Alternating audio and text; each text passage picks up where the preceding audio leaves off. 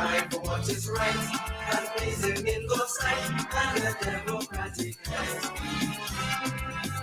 Let us put our heads together to keep our country's name and protect our youth from danger. Proud guardians we remain. Our women and our children, we will hold with our men. The kind and gentle nation, and living harmony and love. Oh, NDP, we love you so. One family, one destiny. We strive for what is right and pleasing in God's sight and a democratic speech. We salute our founding members for the chance they gave to us to provide and for the landless. Be honest, kind, and just. A better life for every worker and for those whom they can. You build one Caribbean, our peace and justice share.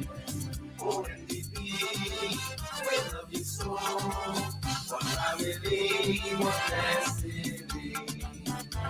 We strive for what is right and pleasing in God's sight and a democratic speech. Oh, NDP, we love you so. One family, one destiny.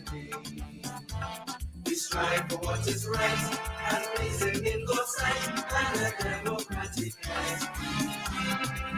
Oh, NDP, we love you so.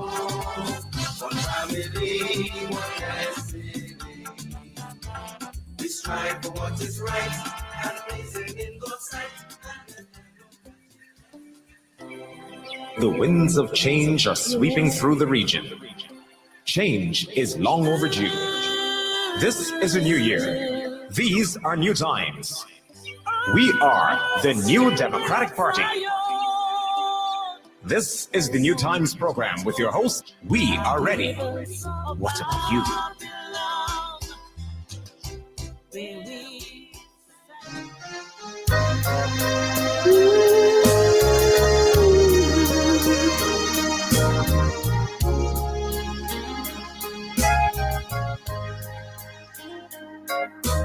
I've been battered, bruised and torn, but I'm still here.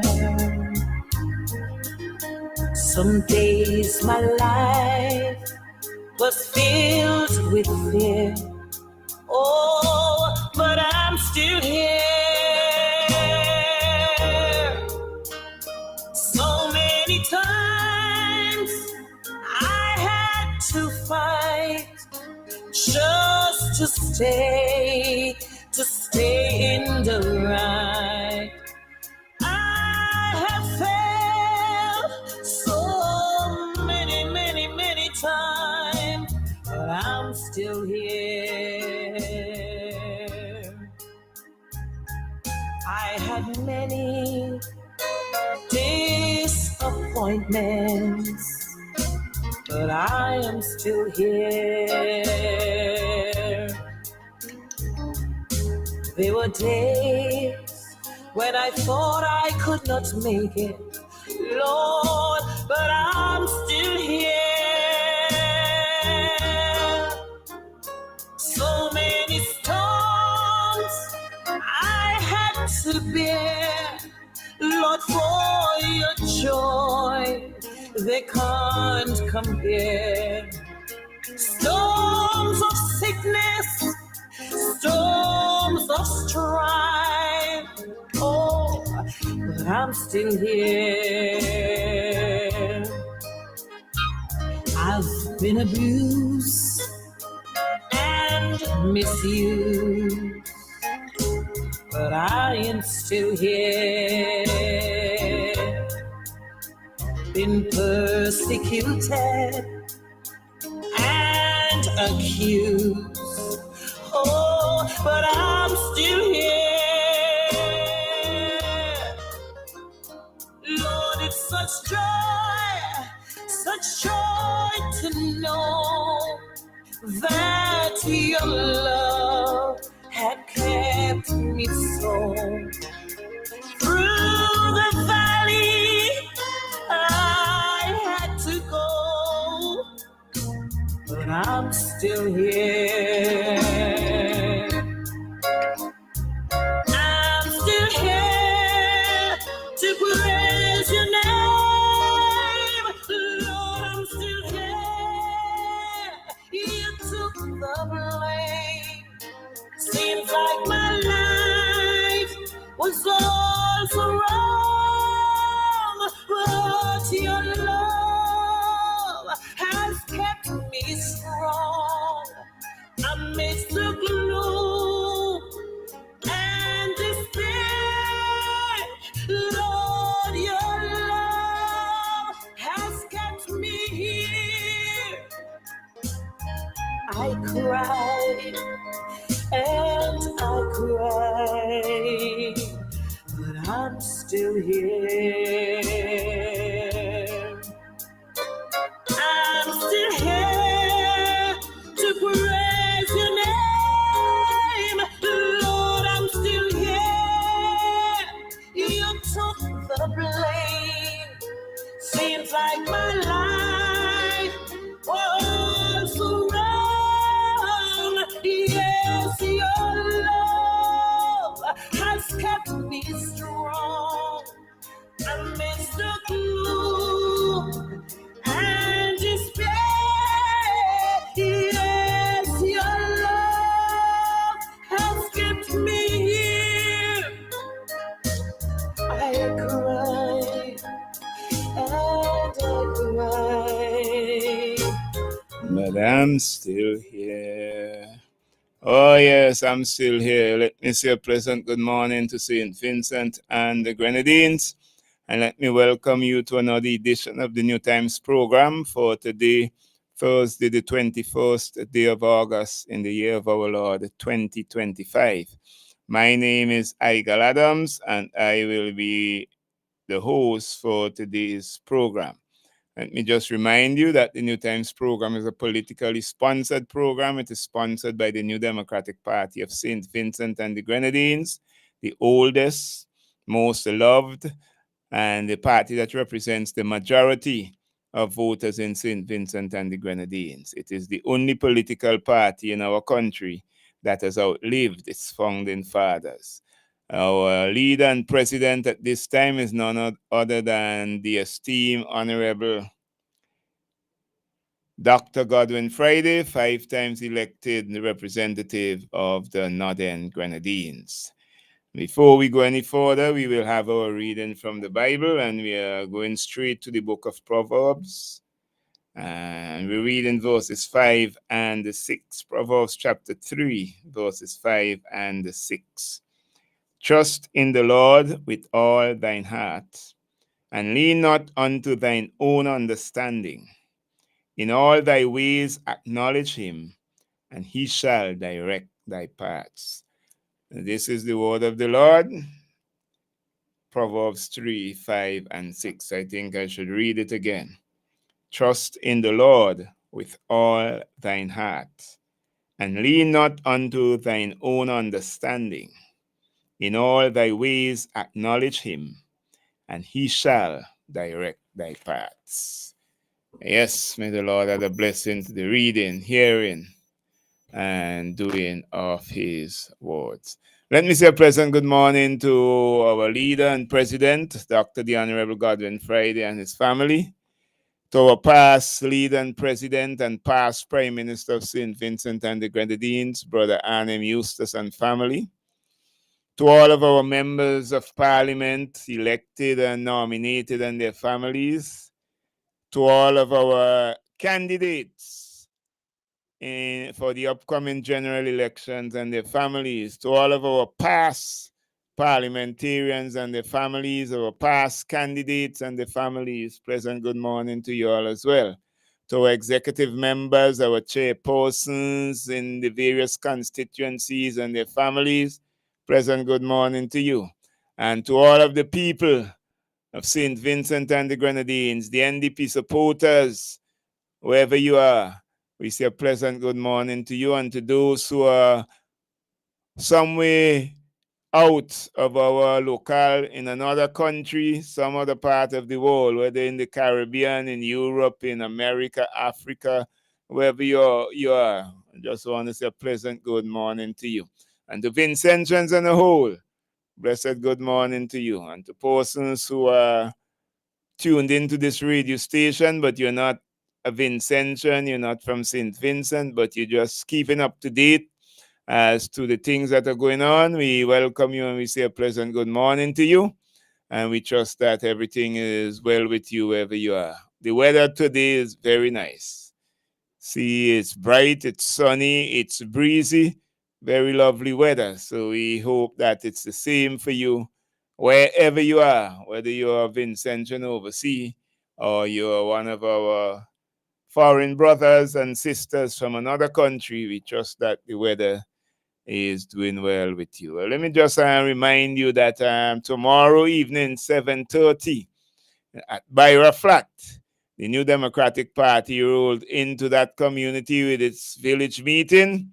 Brother Chieftain Neptune, our candidate for the next general elections, the one who is referred to as the David who would take down the Goliath. He is coming up against the Prime Minister, Dr. Ralph Gonsalves. So he will be out there, and the NDP team will roll in with him. We have people like Sister Chevon John, the wonderful fresh breeze that is blowing from way up in the north. She will be there as well. We have Brother Andrew John from South Windward. He will be there as well. We have Dr. Kishore Shallow. He will be there with you as well. We have Brother Fitzgerald Bramble, MP for East Kingston. He will be there as well as we have our two vice presidents, Major and Nature. That is the Honorable Major Sinclair Leacock and the Honorable Nigel Nature Stevenson. All of them will be there tomorrow night, tomorrow evening, 7:30, Byra Flat. So you got to come on out, those of you in the Byra area and those of you close by. Come on out, follow the NDP. Anywhere we are, you will get good insights into how St. Vincent should be run, the things that are in store when you elect the New Democratic Party into government, because we know this party is tired and they have gotten desperate and they continue to get more desperate. But you cannot bother with them and the desperation. You have to put them out of the desperation.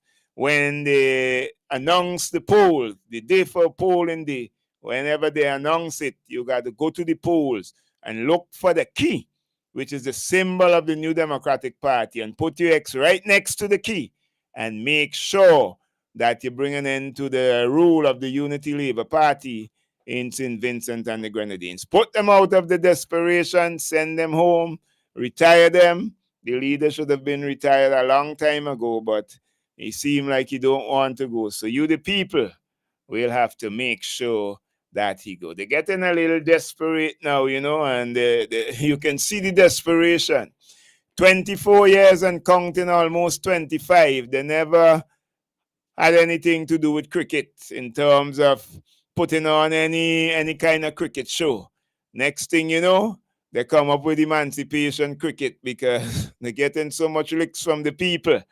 They wanted to give a problem to the man who is hotting up the head of the leader of the Unity Labour Party right now. He tried to give him a problem. He tried to organize the thing without even seeking permission from West Indies Cricket Board. When he was given what he had to do, he had to crawl and go and make sure he get the permission from the board before he can carry out the tournament. When he finished with that, he said, well, I ain't know what else to do, so I'm going to copy from the fresh breeze that is blowing up in North Windward. I'm going to copy. I see she running a lot of T10 cricket up there, so I ain't know what to do. I ain't know much about cricket, but I'm going to copy something from her because I'm desperate So he run down to South Rivers and he put on a T10 in South Rivers. Well, I hear they're coming now with a T10 over in Park Hill now because the head getting real hot up now because he heard the NDP was up there. He didn't like the breeze, but he's coming down with the T10 in Park Hill. If you have a team, I encouraging you to go and play in the T10. Whatever they give, you take. It's all your money. Don't run away from anything. Everything is yours. All the funds are yours. We are the taxpayers of the country, so don't be afraid to go and play. If you can get 20 teams, make 20, 30 teams, go over and play. Don't be afraid. It's cricket, lovely cricket, and you play. But I heard another thing is coming. Well, I'll tell you, boy, in St. Vincent and the Grenadines, you must win the election with the Unity Labour Party. I heard they're now going to have a semi-professional netball league. And they will be paying each player, whether they play for the day or not. As long as they're in the team, they're going to be paying them $200 each player. They will be paying them $200, and then they will pay the winner of the competition $25,000. So all you ladies who know you can play netball and know you have teams and you could play to a certain standard, because it's semi-professional, this is, so get out there and make sure you get your team ready and participate. But one thing you must let them know, whatever they give you, you take. But when the day come, you show them that you cannot be bought. You are not for sale. So you're not selling your vote because you are better than that. You are Vincentians and you have dignity. You have self-respect. And you're not on a shelf so somebody can come around and dangle two things in front of your face and buy you. You're not for sale. But go on out, participate in the games, get what you can. But when the day come, go to the polls and vote solidly for the key, the symbol of the new Democratic Party. I'm just going to take this call. It's the only call I will be taking for right now because we have some things to do. Welcome to New Times. Good morning, Brother Idol. Hi, good morning. How are you? Very great, wonderful, and blessed. When I hear you speak about cricket, I had to call to congratulate my boy, Mackay, last night. Oh, I mean, yeah, with the 4 for 39. Yes, yeah, definitely. And easy catch up that day. I know. But he bowled really well. Yes. Well. And when he continues to perform, because he gets wickets in the game before. And right now, he get man a match last night. Yes, I know that because he definitely right now, played well. Is at top of the points now. So let me congratulate our boy. Yes, definitely. Okay. That's what I call for. Thank you very much, Brother Stuarty. Okay, all right. God bless. Yes, well, callers, if you're listening, let me let you know, right now the calls are on hold. I wouldn't be taking any calls at this particular point in time because in the studio with me, and if I tell you I love the spirit and I love the energy, you must believe me. If I say so, believe me. I've been in this thing now for 22 years in terms of active politics. So if I tell you I love the energy and I love the attitude, believe it. In front of me, I have both Sister Chevron John from the north, and I have Brother Conroy Huggins from the central Leeward. They're bright and as a matter of fact, Sister Chevron was here even before I got here. You know, they're bright and early, they're ready for action, and these are the type of persons, you know, you want in your government, people who can be on time, people who know they have a responsibility and they will take up the responsibility seriously. So when they get into government, they know that they have to take that responsibility very seriously and bring in the all of the plans and programs to the people so that the people can benefit from them and the country in a whole will benefit. So I have them in the studio, so I'm going to say pleasant good morning to you, gentle, beautiful lady and gentleman. Good to have you again for another Thursday program. And I know a lot of persons are tuning right now. And if the radio now walking in the area, somebody gonna be vexed if any current go. Because the other day I was in North Leeward and current went, and the whole people vexed because they could not get to hear. But I know that people are listening, and they're listening for the vibes, they're listening for the energy. So let me say welcome to you. And it's Thursday, the people are listening. Sister John, I'm going to start with you because I'm not taking any calls until both of you finish your opening. Then I will take calls. But right now, even the phone ring, we're not taking any calls. So it's up to you, Sister John. Welcome once again. Thank you very much, Brother Eigel, and good morning to Brother Conroy here. I am happy to be here on another Thursday, bringing that message of hope. And I just want to start off with a little prayer. God of compassion, you call us to be bearers of hope. We lift those suffering around the world to you, those who long for safety, healing, and peace. Yes. Strengthen us to stand alongside them and inspire us to walk for a world where hope prevails and all may flourish. In your name we pray and ask that you would grant us and give us the courage to serve the people as you lead. In Jesus' name. Amen. Bless the Lord. Yes. So good morning to all those who are listening. I know all my elderly friends are tuned in. Those in Bay Road, Lanley Park, Dixon, Caratal, Sandy Bay, Owia, Fancy, Point, Magum, Noel, Overland, Orange Hill, Rabuka, wherever you are in North Windward. Good morning. And I hope that you will find hope also in the Lord. You know, we are comforted because we know God have a plan and a purpose for us. And that's why we are here. True. Some of us didn't intend to be in this area, but he has that purpose because he knows that we can lead. Yes. And we answered that call. And here we are giving of ourselves to you, the people of St. Vincent and the Grenadines, as candidates for the New Democratic Party in this 2025 general election. We are asking for the opportunity to represent you and to lead you according to God's will. And we know that we have what it takes to deliver to the people of St. Vincent and the Grenadines. You have been weighing this administration for 24 and a half years. And Eigel, over the years, we have seen the same playbook. It is only around the election time, 2-3 months before election, you start seeing work being pushed out, jobs being sent here, people being sent here, there, everywhere for a job that is temporary. We are saying to you, the people, you are not voting cattle. You are not temporary persons within St. Vincent and the Grenadines. Yes, the Lord gave you a time here on earth, but while you are here, you should be meaningfully employed. The same way you can get it for 6 months as they promise. You should be meaningfully employed. And this is what the New Democratic Party is bringing to you. That's true. We are saying that there should be opportunities for all. So young people, there is hope in the New Democratic Party. When we win, you win. Amen. I want to say good morning, and those who are celebrating, you know, CXC results are out.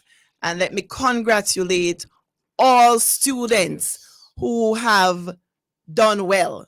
And when I say well, it's in your own way, because we cannot measure students' potential against each other. Some are not academically inclined, but they may be technically inclined. So you won't hear them getting 27 subjects, but they will get the technical subjects. And we say congratulations to you. That's your potential. Now you have to get that opportunity to showcase and to really further what you are doing. So all those students who performed well at the CSEC level, let me congratulate you. And this is just a stepping stone for you. There are more things out there for you to do. So those of you who can get the resources to apply for the technical college and the community college, go ahead, further it. Those who have to go to the Tech Voc area and you get through, go ahead, further it. Under New Democratic Party's government, which will be very soon, we will be able to even advance those stages for you. As we promise that we will pay for all CSEC and CAPE subjects. So here, just have faith, just a little more time, and we will be there.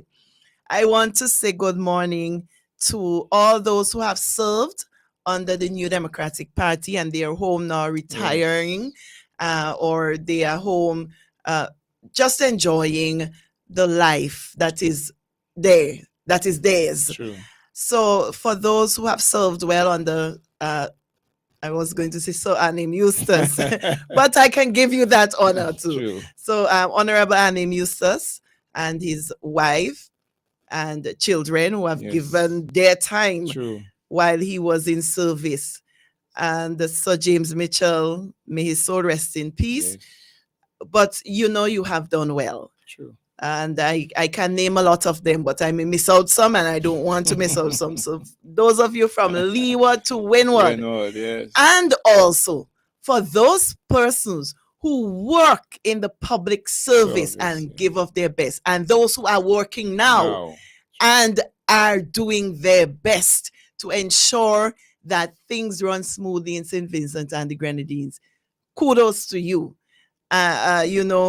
We still have those who are suffering from the vaccine mandate. Because of that, a lot of families are also suffering. That's true. We empathize with you, and we have been saying all along that when we get into office, you will be reinstated. And that is one thing we will really put our heads there for, so that your families can be real families again.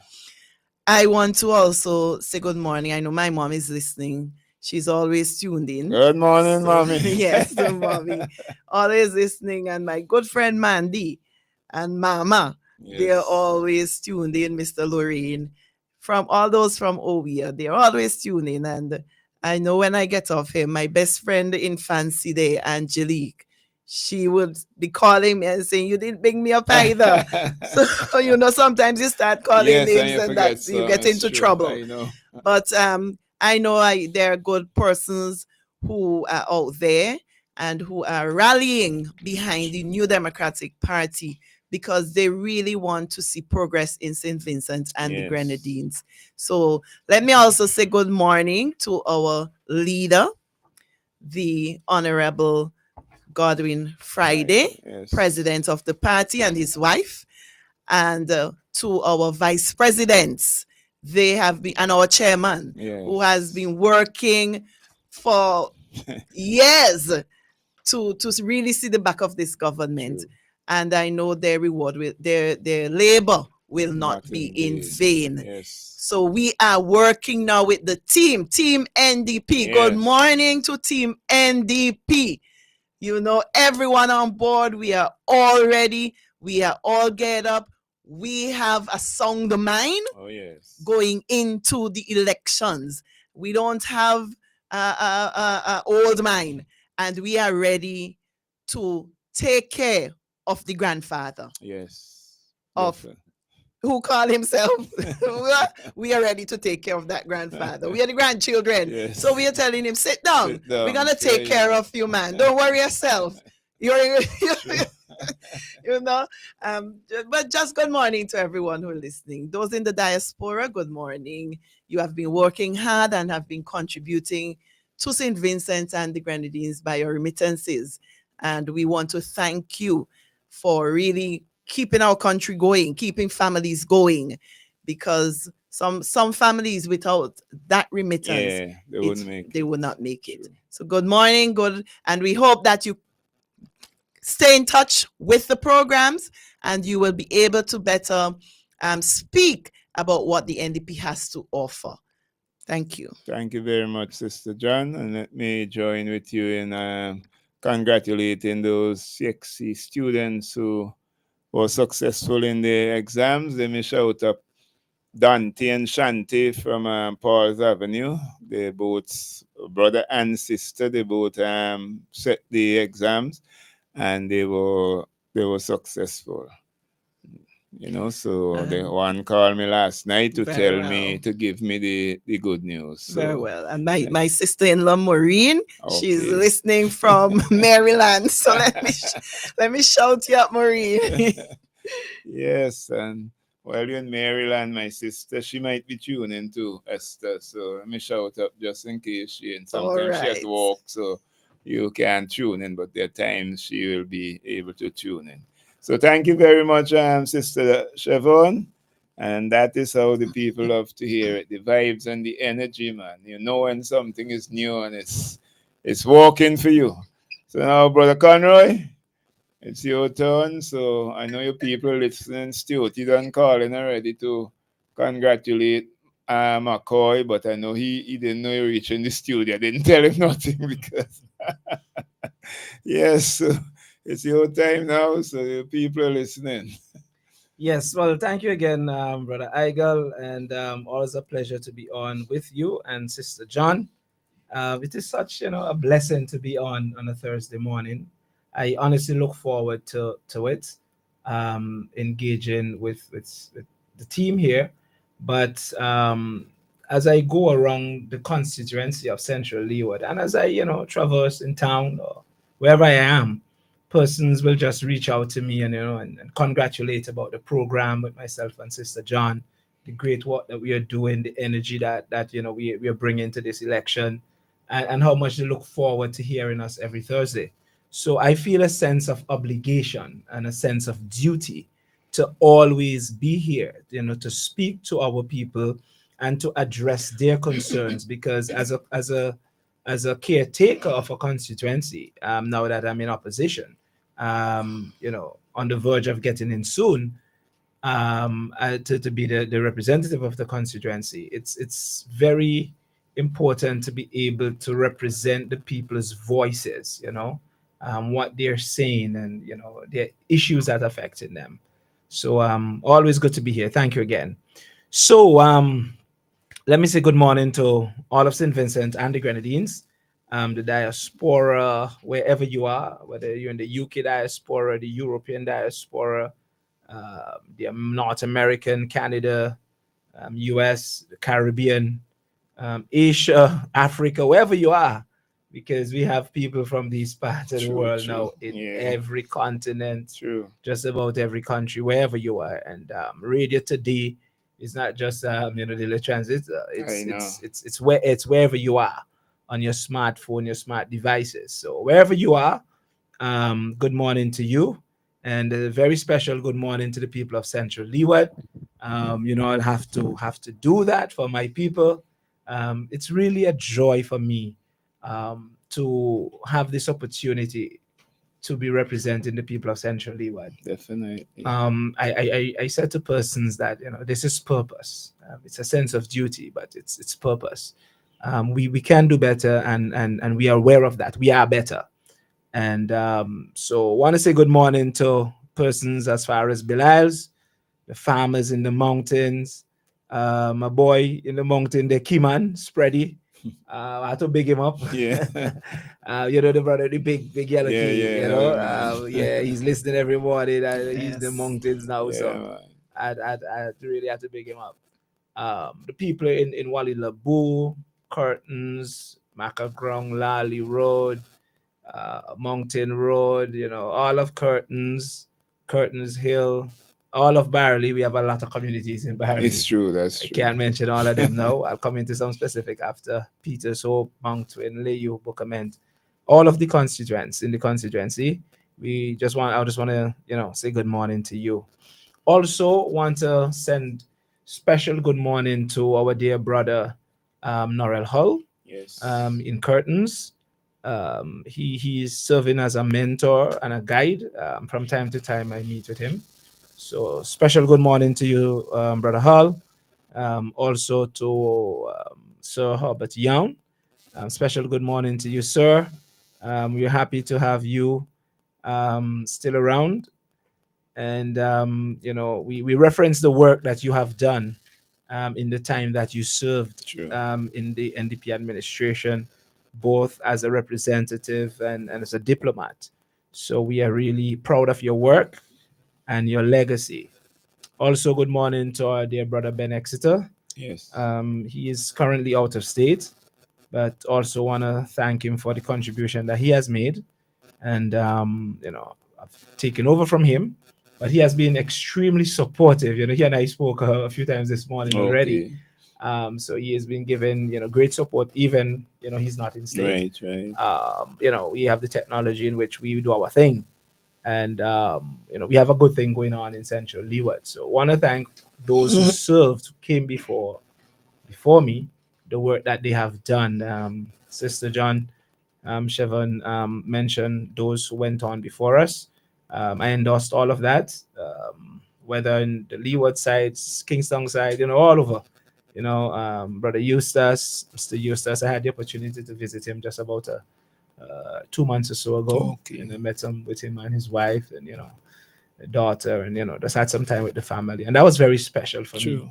because, it's good to just connect with persons who have served, and now that they're no longer able to, Yes. we cannot just discard them or True. just isolate them and forget about them.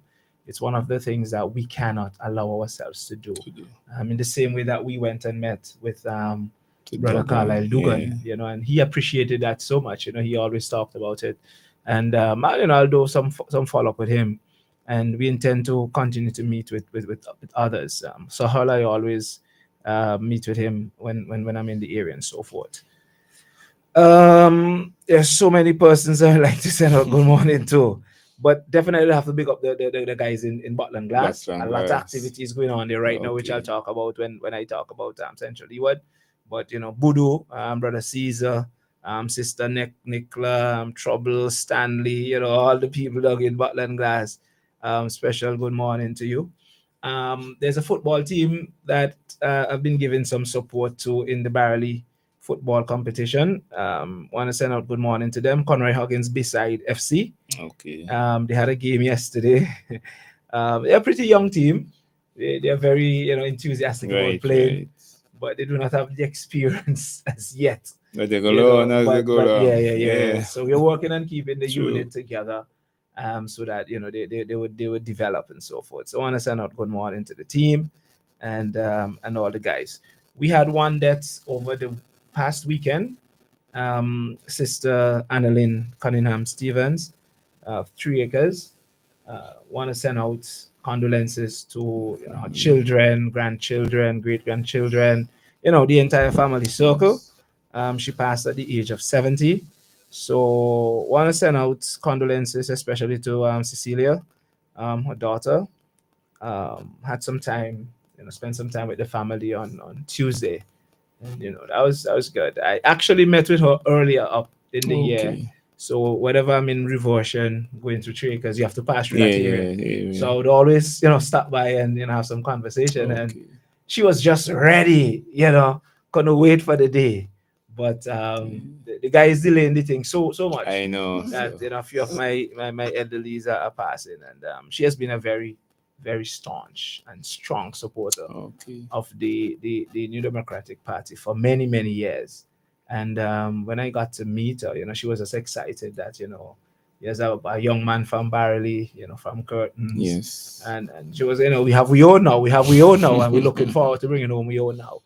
But wanna just extend condolences to the family, and we just continue to trust God as we Definitely. go forward. So Yes. yeah, that's it for me.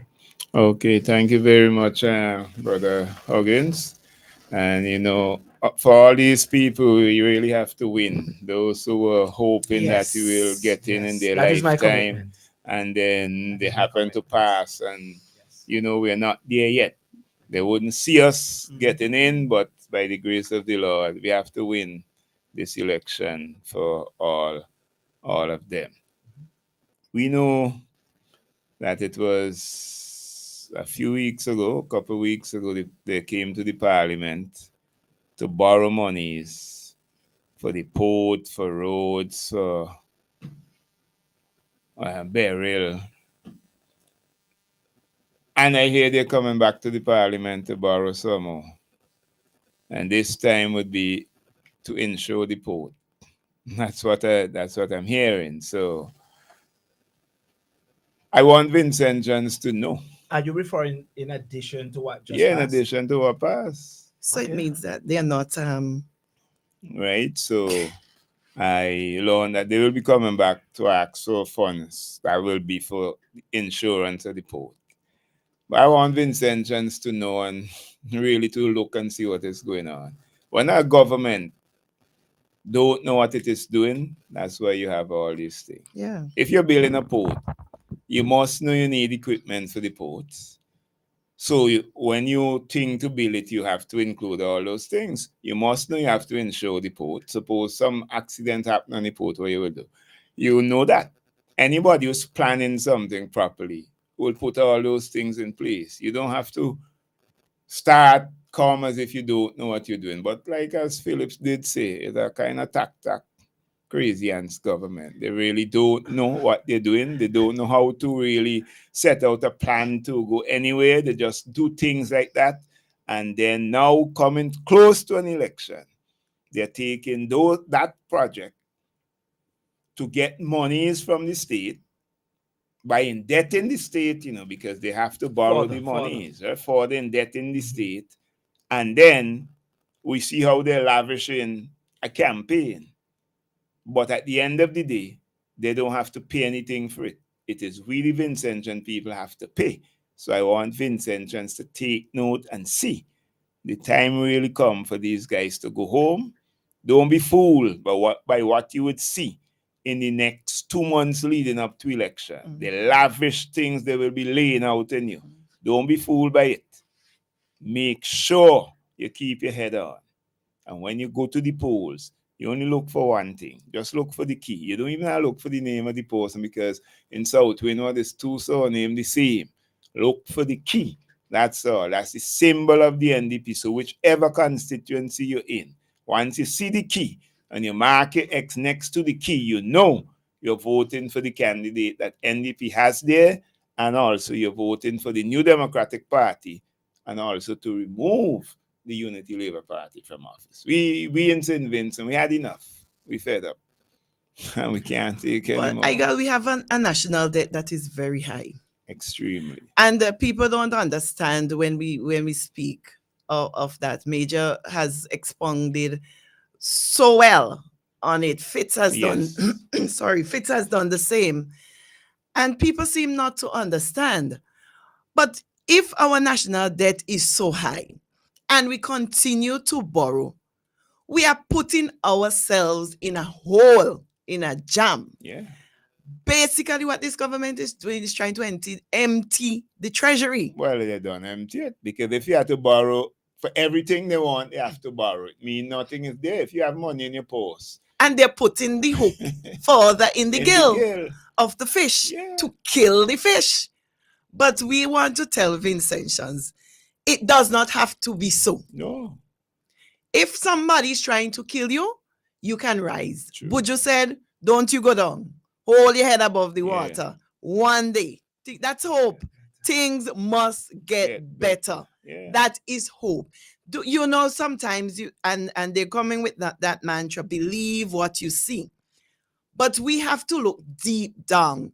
We cannot look on the surface only. We have to look below the surface. True. What are you seeing below the surface? You're seeing persons that are still underemployed. Yeah. You're still seeing a high unemployment rate. You are still seeing that our standard of living is dropping because cost of living is high. You're still seeing, you're looking below the surface. Taxes are killing us.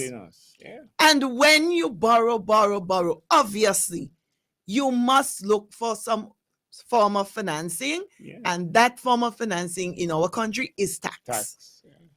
No matter what they say, custom duties, That's the main tax that is killing Vincentians.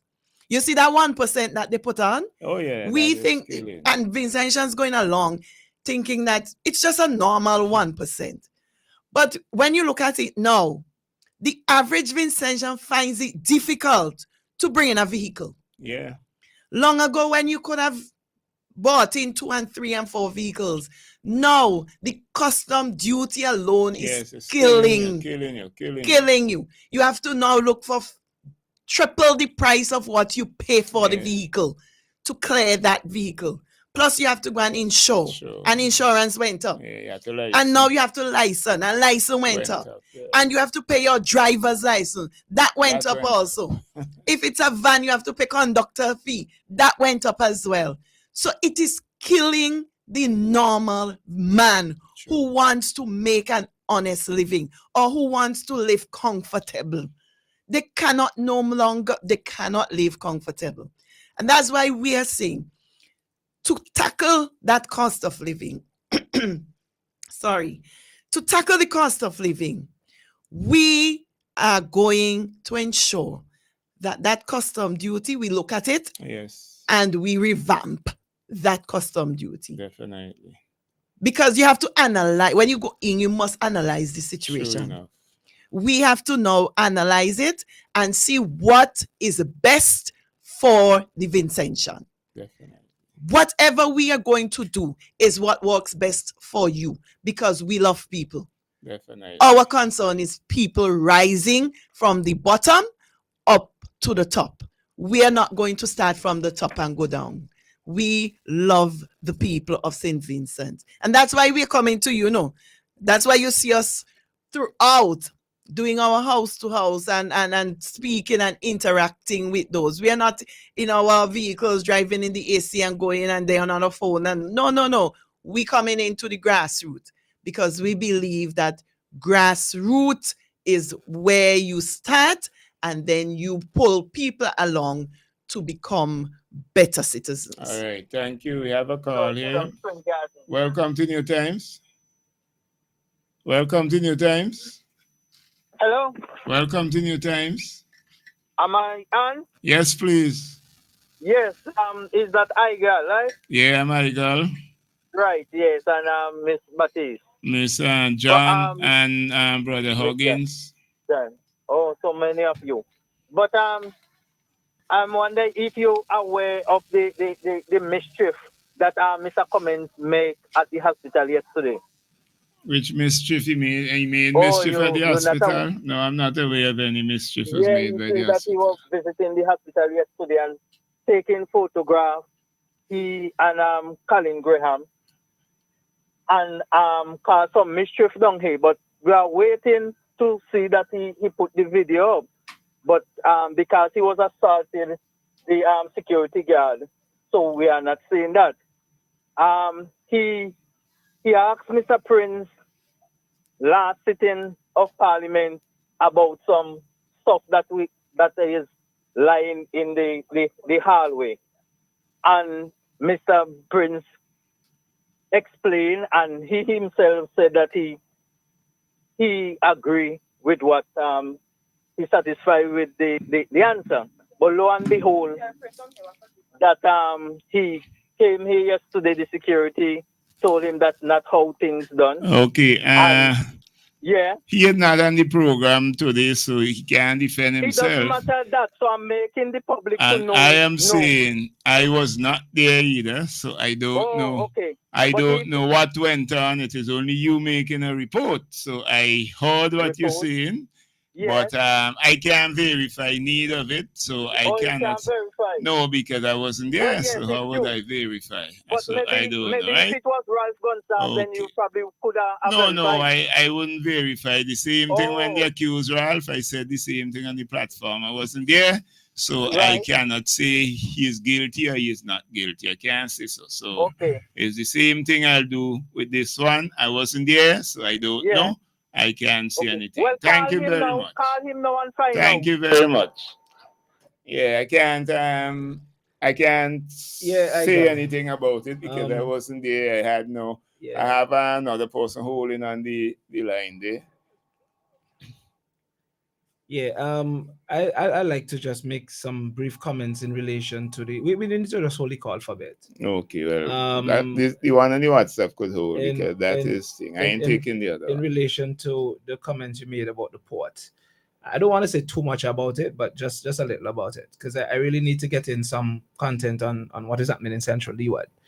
In relation to the port as it is, we all know it is totally unnecessary what the government has done. We could state that as a fact, right? If the government really cared about port development and St. Vincent development, the study which was done, which showed that the present area port could have been repaired Yeah, that's the one. They could have and done worked on. much cheaper. Cheaper, yeah. I mean, being more cost effective. Yes. And give us exactly what we still would get from what we're doing. That would have just been far better for us as a nation. True. Now, the port, as has been described by people in the media, it's a sinking port, and that is what it is. In fact, it's the facts. Now, keep in mind that this port was originally scheduled to be completed May of this May. year, Mhm. 2025. But it was 1st February, you know. It was February 1st. Okay. 2025. Right. So, from a project manager standpoint, and I speak in the context of a project manager here, yes, you could have a date and you could have factors that can cause you to go over, Definitely. a scheduled timeline, and that is fine.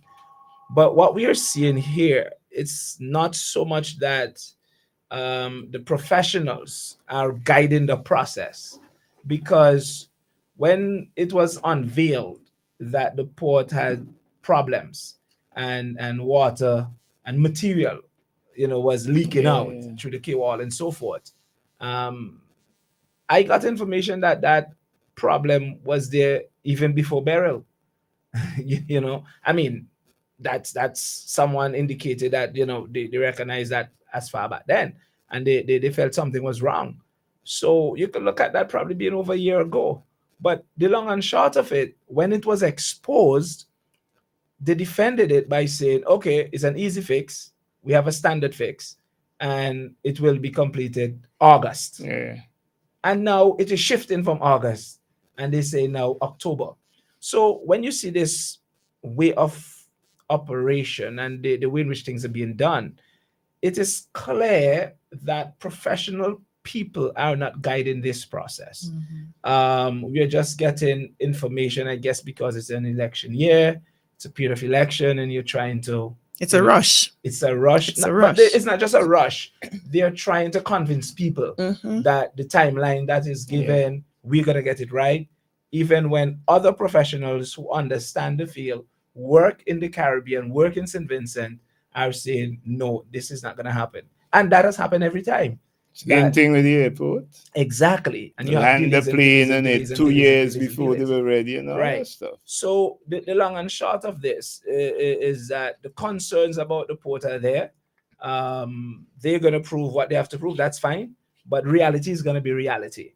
And we are going to have issues with this facility going forward. There's no I believe that. doubt about it. The long and short about it, after administration change, we will have the professionals to assess that, Sure and we enough. will bring it forward. So the fact that they, as you said, maybe coming back to the parliament to look for monies, we'll adjust that when it happens. When But I it am not happen, surprised if that happens. So Okay. I don't think we need to throw too much on this at this time. Okay, all right. Thank you. Let me take this call who's there for a while. Welcome to New Times. Yes, thank you. If it's me on. Yes, I hear me. Yes, yeah, we're hearing you loud and clear. I'm calling from Atlanta, Georgia, but I'm going to remain unanimous. So someone mentioned about the country is in huge debt. Yeah. I would like to know how much debt St. Vincent is in, if it's in the billion, what's the exact figure? And second question respond to the conversation about the port. It seems based on what you all are saying that the port is in serious deplorable state. And there is not much funds for developing its infrastructure and all that. So, what is NDP's approach to develop or make the port better, working condition? And number two, what's your plan for dealing with the national debt that seems to be over 3 point something billions of dollars, if I have the figures correct? Yeah, well, according to the government, before they borrowed this set of money here, it was 2.8 something billion. Now they have borrowed this amount of money. So yes, we believe it's over 3 billion, but I personally believe when the government change, we will find St. Vincent have a lot more debt than that. I believe we will find ourselves similar to Barbados.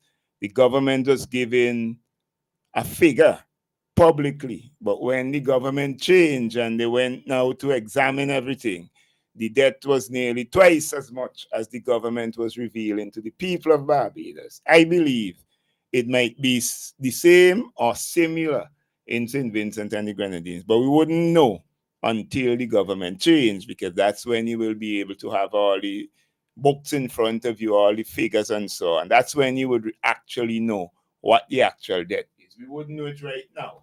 We will know it after the government change. Forget about the numbers. Let's forget about the numbers now per se. What will be your number one priority of dealing with St. Vincent and Grenadines national debt? Let's just say the number is $3 billion. Are you talking about production? What investment are you going to propose in place? What about land reform? Because I'm very concerned about land reform in St. Vincent. I just came back.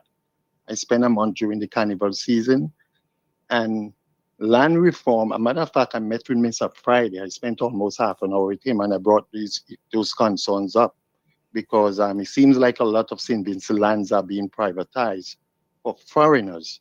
And there are a lot of complaints about beaches and all that in the Grenadines. I just went to one Grenadines island, and it was really very, very, it was appalling to me to see the group of people which is taking over St. Vincent for the past 25 years. So I want to know if land reform, when I said land reform, I'm talking about don't allow foreigners to just come in and purchase land in St. Vincent and Grenadines. I don't believe that the current administration support, I think it's the CIB, some CIB program where Guyana, Grenada, St. Lucia, and all that are using money from foreigners and give them, they allow to get citizenship or something to those countries. I don't think St. Vincent is part of that. But land reform is very vital to me because I've been living in the US for the past 25 years. I have kids born here. I have grandkids. One day we're going to return. I'm not coming back to St. Vincent to live in any high-rise building. So I want St. Vincent prime property, which is land, being protected by foreigners. And I know what the foreigners I am referring to. I'm not going to call because I live in the US. I want less privatization of St. Vincent land. I will say something and then I will end the call, right? To listen to your response. One example is Sandals, right? I look at the provision before Sanders came in and all seamless contracts that were signed with Sanders coming in. It seems like nothing was focused on how the money that Vincentian should receive from Sanders, because they are charging hundreds of US dollars per night. Vincentians are being paid, I think it's about average $7. That is not good. Because if you bring in foreign investment, which is FDI, is foreign direct investment in, there are provisions that you have to lay it out. Is Sandals depositing money into St. Vincent local banks so Vincentian can get access to capital? Did the land purchased by Sandals outright, or they were leased to Sandals? Are they allowed to bring in fruits and vegetables that are being sold at Sanders instead of Vincentians buying from Vincentian local? I'm not seeing all these things, so I want you to address some, because I said a lot of stuff. So the other caller, sorry, just and my call there and listen to what you're going to respond to. Okay, thank you very much. Thank you, caller. And over the time we have been speaking of national debt, and as I said, Major Fitz has expounded much on that and the NDP's position. I want to say that we have been stating categorically that we would lead an export-led administration. Yeah. Because that is the only how you can bring back monies into your country. We also said that we will focus more on domestic production, because you heard Major talking about the value-added business. This government has not created any industry at all. They talk about the NDP killing the sugar factory, killing coconut factory, etc., etc. But in 25 years, they have not built an industry to use the resources that we have here. And we discussed about the pillar of agriculture, where we are looking at value added. We are looking at better trading in various countries throughout the world and in the region. We are looking at our people being able to feed themselves. And obviously, you have to reduce borrowings. A government must be friendly enough.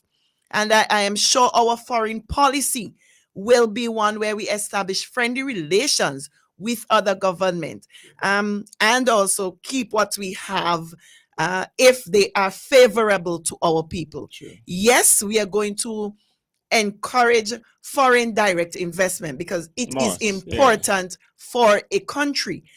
We are going to encourage foreign direct investment, but it must be favorable to our people. Now, if we are saying that one of our priority is to ensure that there is better paid wages for our workers in St. Vincent and the Grenadines, obviously, when you have a foreign direct investor coming in, there are certain concessions that will be given to these people. True. But you cannot put that with our important resource, which is the human resource, and have them lying like nothing. True. We must ensure that they are protected. Our human resources are protected in terms of wages, our salaries, in terms of proper their NIS being paid, pensions and gratuities. So these are things that we are planning to look into when we get into government. So yes, they will get their concessions, but again, as a host country, we have to ensure that the criteria that we put there are in place so that our people benefit across all sectors. Okay, thank you very much. Welcome to New Times. Good morning to you, my brother Iga. Hey, good morning, and bro. How you doing? Good morning to two of my favorite NDP politicians. Good morning to you. Good morning, bro. Good morning. Good morning. You know, Iga. Yes, please. That caller just now there, like he was looking into my head. Iga, this issue of land and land ownership. We cannot. And this is why I'm saying it's one of my favorite, because I'm so happy that I have Chevron and Conroy. My brother Conroy here. Hear why? Every home that you see built in North, we call OTR, is lands that was bought and acquired by the government under Sir James and the NDP. And that is true. Yes. And you know what I mean? So when I hear the talk, when I hear sometimes people like Darset calling in and talking about, NDP and home, if you do not have land. If you don't have land, you can't build home. Otherwise, you would lose it. Meaning you're going to be building people thing when they're ready for it. You ain't have no choice. You have to leave it. So, my brother, that is one of the reasons I would tell pure powerful that for me, you could take all the passport. Well, let us say, we know in modern passport, say, but citizenship. But that for me is a piece of paper that is printed by men. And it could be revoked. revoked, you see. Exactly. As long But as you're land, not my a brother, born Vincentian, your citizenship could be revoked. So I got and my sister and brother, they look at what is happening in Gaza. They're licking on all the buildings, but the land still remain there still. Yes. The land not going on way. You can't beat land ownership. So over the Dry River, homes building up there. Good. I am happy with that. But the NDP must get 90% of the credit for those buildings. of Because course. what are they going to do? Suspend those buildings in the air with a drone? Go down in Tanway constituency again. Down where they build those houses again. Down there. The housing project down there again. It's another NDP project again. These boys, I was one of those four fools under Sir James who was identified to go and clean up down there from Google trees. I was one of those girls who bid for the contract. You mean where they build the houses in Peter Soap? Exactly. Many people coming and talking the foolishness and trying to put and talking about house that if NDP never give anybody. Who put the foundation down? If the NDP if the NDP, these are the kind of things that they will keep on saying. We could never stop calling Sir James' name in this country. He was a great man in this country, and he led a wonderful party with the name of the NDP. And the difference with him and the NDP against Ralph Gonsalves and the Unity Labour Party is that Sir James and the NDP were people-centered. They were looking out for the development of the people of St. Vincent and the Grenadines. The Unity Labour Party is looking out for themselves, and that is why they're rich and everybody else poor in the country. Exactly. That's the reason why the evidence could be there now. They were telling civil servants to come to these. You could imagine that? Yeah. My brother, I'm telling you, I came back from the brink of death to make sure I help the NDP fight this government here that is in power. They must go. Ralph and ULP must Have to go. So wonderful morning, my brother. Thank you very much. Thank you very much, bro. Yes, and that's something. Land reform is something of the NDP. Of course.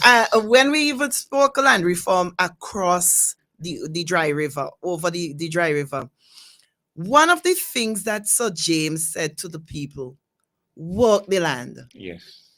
And the people were better off. They had an income to look forward to. And they could have built for themselves. So government had no need to go in and build for them. And the only reason why government is building now is because of disaster. True. And it is the disaster has caused the government to look into the housing situation. Yes. And we see what the problem was with the housing situation. Yeah. And here they are with the assistance of government, of friendly government and other organization. They could build for people. True. But previously, the lands were there for agriculture use. Yes. To turn over. It was not there idle. Persons built home on the lands and they work the lands. So they had an income. The farmers were happy. Yes. They were better able to send their children to school, had a better standard of living. And what we have now is a housing scheme where you're grateful for it because honestly, some people can't do better. Yeah. And they have to wait. And this is how this government has bought our people. That is true. Yeah, thank you. And let me take this final call before the break. Welcome to New Times. Is that me on the WhatsApp? Yes, right there. A blessed day to the panel and to you, Igo. Thank you very much, my brother. Hi. Yeah. Yes, I just want to respond. There's a caller. I heard his voice, I think, yesterday. Yeah, he did call yesterday, I know. Yes, and I followed his argument. I was trying to follow his argument yesterday about marijuana. I kind of sense read between the lines where he was going. Me too, but it's not something I wanted to address during No, but around the I time just want to here make some because general. of. No, yeah, I I know. I want was to make talking about yesterday. Now you. some general statements about marijuana. Listen, God didn't make anything useless. And spiritually, people's consciences are informed by what they hear and not necessarily what they research. God did not make anything useless. God had Everything had something its in mind purpose. Everything had its for creating purpose. marijuana. And over time they discover it could have, alter your mind somewhat, on your. But with research, they are finding out that marijuana has medicinal benefits. I wonder if people know that morphine that they give to very sick people and people in real pain is heroin. Come from heroin. Heroin. Yeah. So we have to change our attitudes towards things. Marijuana was made by God for a purpose, and science is discovering the purpose. So we have to adjust to that. Yeah, people just and behave use ourselves. things the wrong way sometime and it causes problem. But if you use it the way God intend, then you wouldn't have a problem. All herbs, God made them, and all of them have the use. Yeah, I agree with you, sir. But next thing I heard the caller say he not coming back home to live in high rise. You realize him getting smaller rather than growing. Mm-hmm. If Yes. we're going to build, or if we have already built on. When I was a boy in the 60s, a lot of what warehouses are now were estates. This is what I recall as a boy, 10 and under. Prospect was an estate. People don't know that. A lot of younger people don't know that. So when we are going to take up all the Arab lands, the lands that could be mechanized, and put houses, after a while we would run out of land to feed ourselves. So we have to change our attitude. We have to build high rises. We have no choice in the matter. I think Bottom Town was a good place for some good, nice condos. But somehow we are missing that. Well, But remember, they did the project and they did things different than the way Brother Daniel had spoken of with the NDP in terms of the Lower Rose Place area down there. So they have gone differently, but we would have developed that place in a real special way if we were the one in government. I know. I think we wasted Otley Hall too. We allow informal settlement squatting, as we say, to mash up Otley Hall. Otley Hall was a good place for a very good, outstanding residential area, but there's water under the bridge. But man, we got to do government differently, and I have high hopes that we have a team of people vying for power in the country who would do a good job. That's my hope. Thank you very much, Thank my you brother. very much. All right.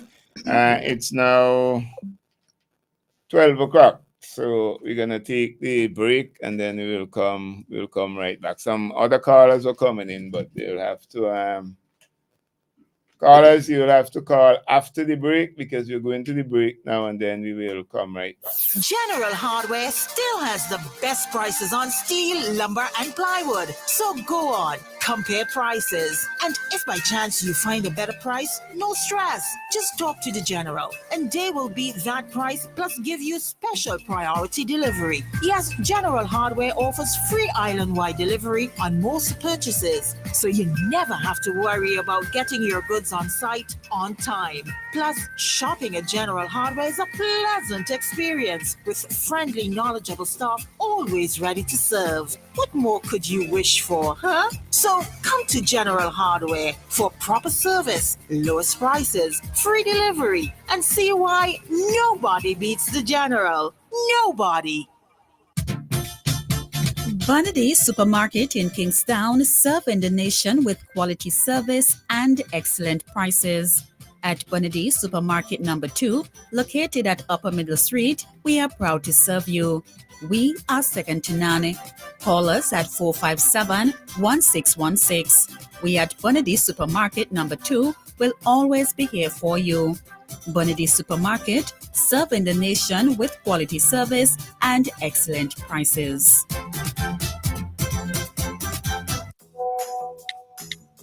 Hi, hun. Can you pick up the kids today? I know you're headed to the gym and you have some errands to run, but I just got called into a meeting. Thanks, babe. Oh, you may need to stop for gas, too. Stop for gas? Since switching to Sol, we have lots left in the tank. At Sol, we're on a mission to give you great fuel economy for all life's journeys. So enjoy the journey. Choose Sol Go Further fuels.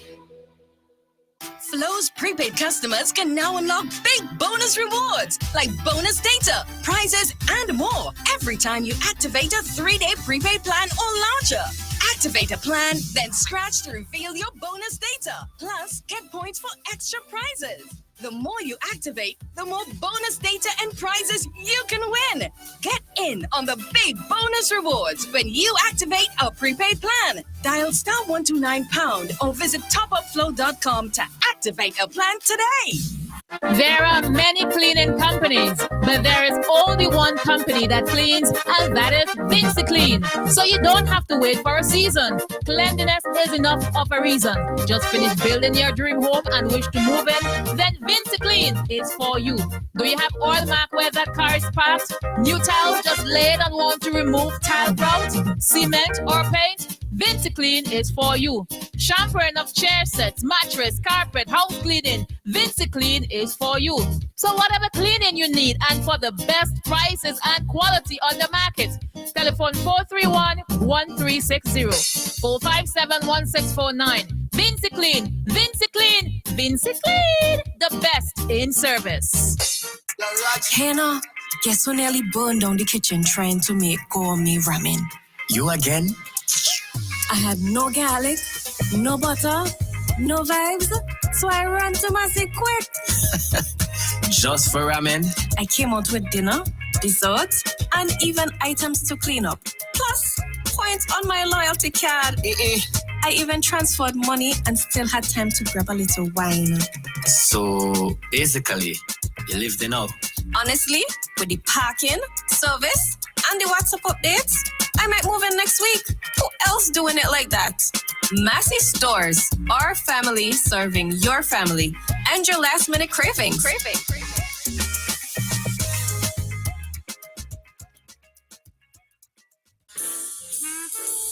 Lewis Pharmacy. We specialize in friendly service with a personal, professional touch. Hence, we take pride in offering patient counseling on all prescription and over-the-counter products. We welcome inquiries on prescription drugs, vitamins, herbal preparation, fitness nutritional products, cough, cold, allergy, and all other healthcare products. For the convenience of our patients and surrounding community, we are situated uptown opposite the bus stop at Juicy Building. Our opening hours are Monday to Friday, 8:30 a.m. to 5:30 p.m. Saturdays, 8:30 a.m. to 1:30 p.m. Lewis Pharmacy. Get value for your money. Shop at Richardson Motors. Shop at Richardson Motors Limited and enjoy 3 services in 1. Hop into our convenience store for a wide array of snacks, drinks, and toiletries. Visit our mechanic shop for specialized treatment for your brakes, exhaust systems, and wheel alignment at our garage. But there's more. When you shop at Richardson Motors, get a free oil change service, clean, high-quality fuel, or shop from a wide range of automotive parts and accessories. We are conveniently located along the Arnesville Main Road. Drive on up.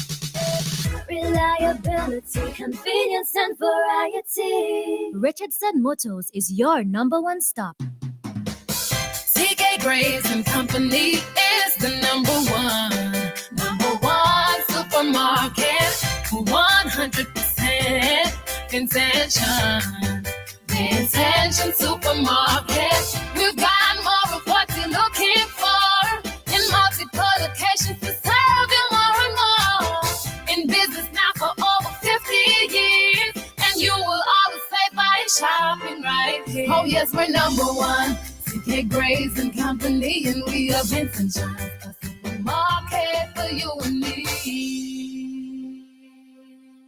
air filters, oil filters, fuel filters, disc pads and brake shoes, clutch disc, pressure plates, rotor plates, engine parts, fan belts, timing belts, oil seals, spark plugs, radiators, radiator hoses, water pumps, universal joints, suspension parts, KYB Japanese shocks for Toyota, Nissan and Suzuki, tie rods, rack ends, ball joints. You can also get accessories, cleaning supplies, polishes, titanium tint, black tint, Valvoline motor oils, Toyota and Honda motor oils, transmission fluids, Michelin wiper blades, headlights, corner lights, HID kits, HID bulbs and ballast, LED bulbs, and much more can be had at Automax Auto Parts. Automax goes the extra mile and spend the extra dollar to ensure that you get first quality Japanese auto parts. Come see the difference at our showroom opposite the basketball court in Camden Park. Call us at 458-2000 or 529-2070. Visit us on Facebook, Automax Auto Parts. Drive the extra mile to get the best first quality auto parts. Please note that we open on Sundays from 8 a.m. to 3 p.m. I passed by a brethren the other day.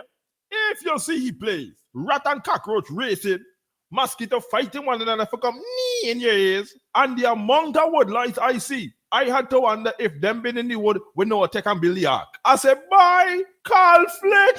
For the eradication of pests, Flick is your answer. Before and after construction of your domestic and commercial buildings, Flick uses environmentally safe chemicals. And keep washrooms fresh with the Aroma Odor Control and the FemCare Sanitary Disposal Systems. Call Flick Pest Control today at 457-1857 or click www.flickpestcontrol.com.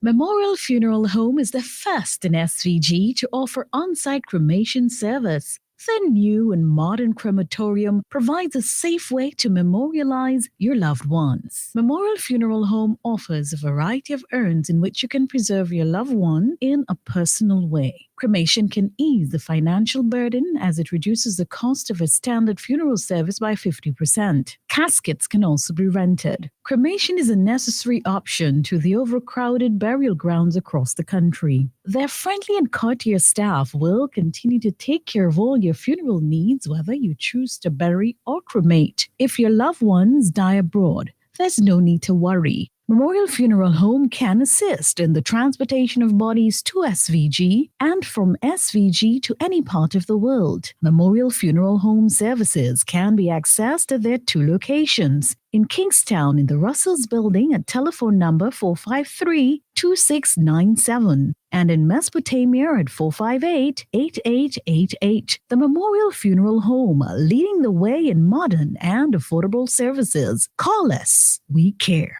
Randy's Supermarket is perfect for all your grocery needs. We have a range of liquor, liqueur, and wines, fresh and quality bread, and our weekly specials will simply amaze you. Conveniently opened 7:30 a.m. to 9 p.m. Mondays to Thursdays, and Fridays and Saturdays 7:30 a.m. to 10 p.m. We have competitive prices and friendly staff. Randy Supermarket, located at Lower Bay Street and Terrell Street. Call us at 456-2994. Randy Supermarket, where shopping is fun. Please note that the draw for the raffle will now take place at the West Kingston Constituency Office on the 29th of August at 5 p.m. Tickets going fast. Get yours from your constituency leaders and from the West Kingston office.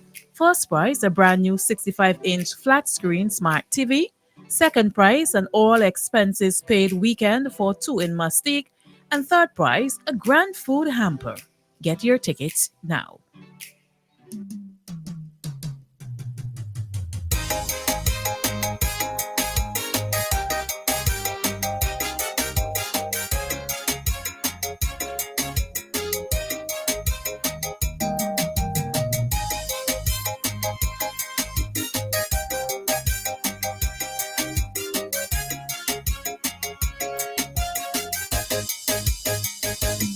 They say NDP is not the thing for you. To rid SVG of poverty. But I say no way. Friday has the best team. If we vote for ULP again, our children's lives will be at stake because ULP don't care.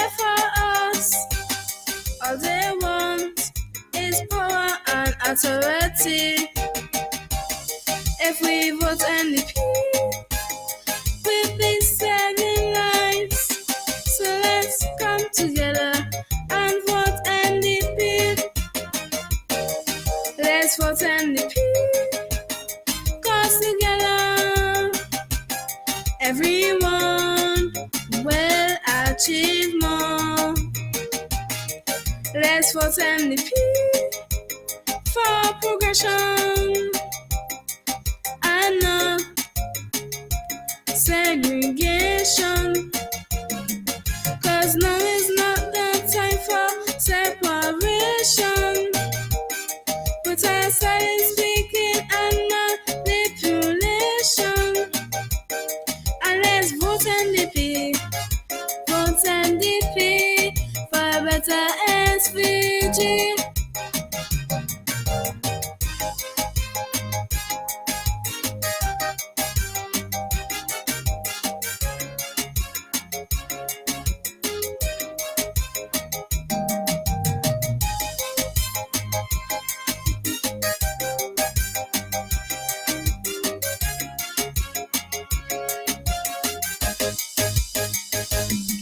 Vincentians, our role is important because NDP can't do it alone. Friday and his team ahead. Don't be afraid to vote. Let's join hands to create a nation. We don't have to be against each other. So let's give NDP the support they need. Be it country, tongue or grenadines. If we choose them now, our future won't crumble. So let's be a team and vote NDP. Let's vote NDP. Cause together, everyone will achieve more. Let's vote NDP for progression and not segregation. Cause now is not the time for separation.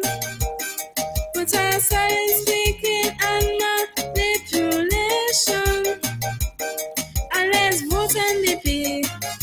Vote NDP for a better SVG.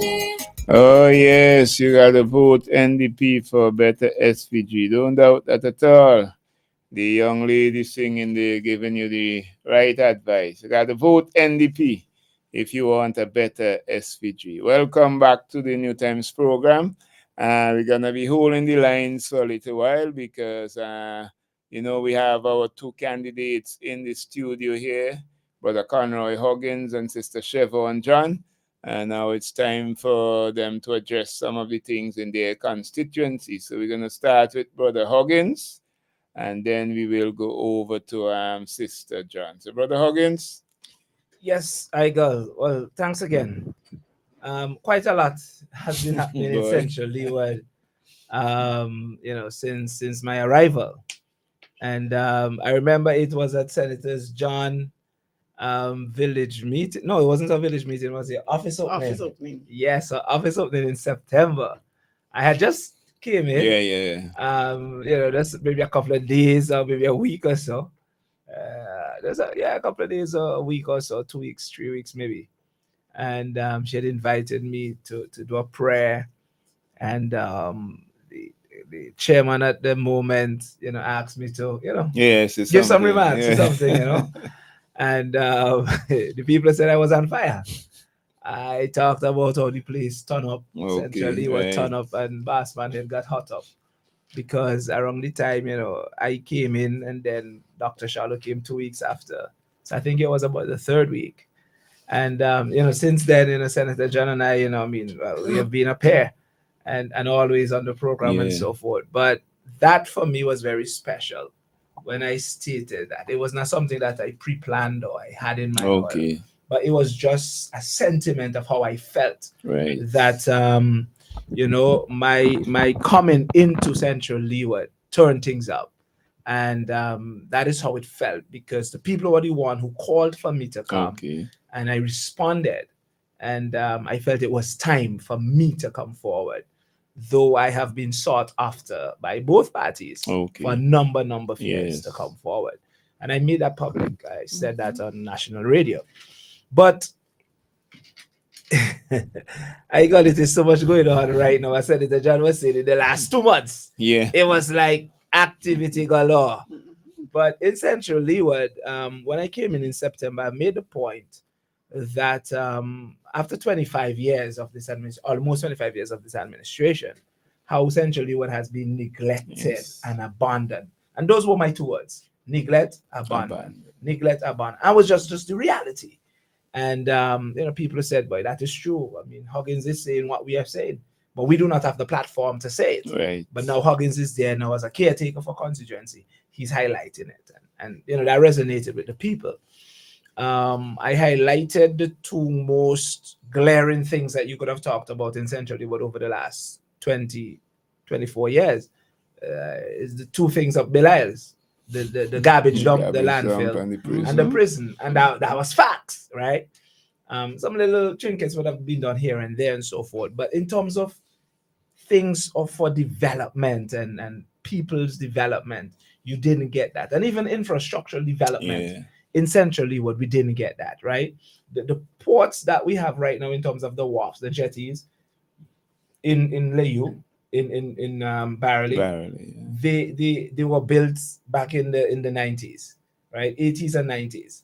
And quite naturally, after 30, 40 years, they have to have improvements. And so forth, deterioration. No form of maintenance have taken place.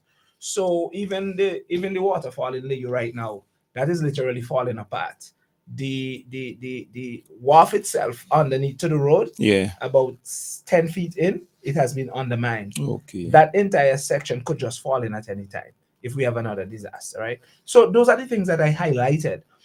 But when it came to the present representative for the last, this term, I said, there's absolutely nothing that you could identify with him in the constituency to say, okay, within the 4 years that this man has been there, he has championed X, Y, or Z for the constituency. And there was nothing.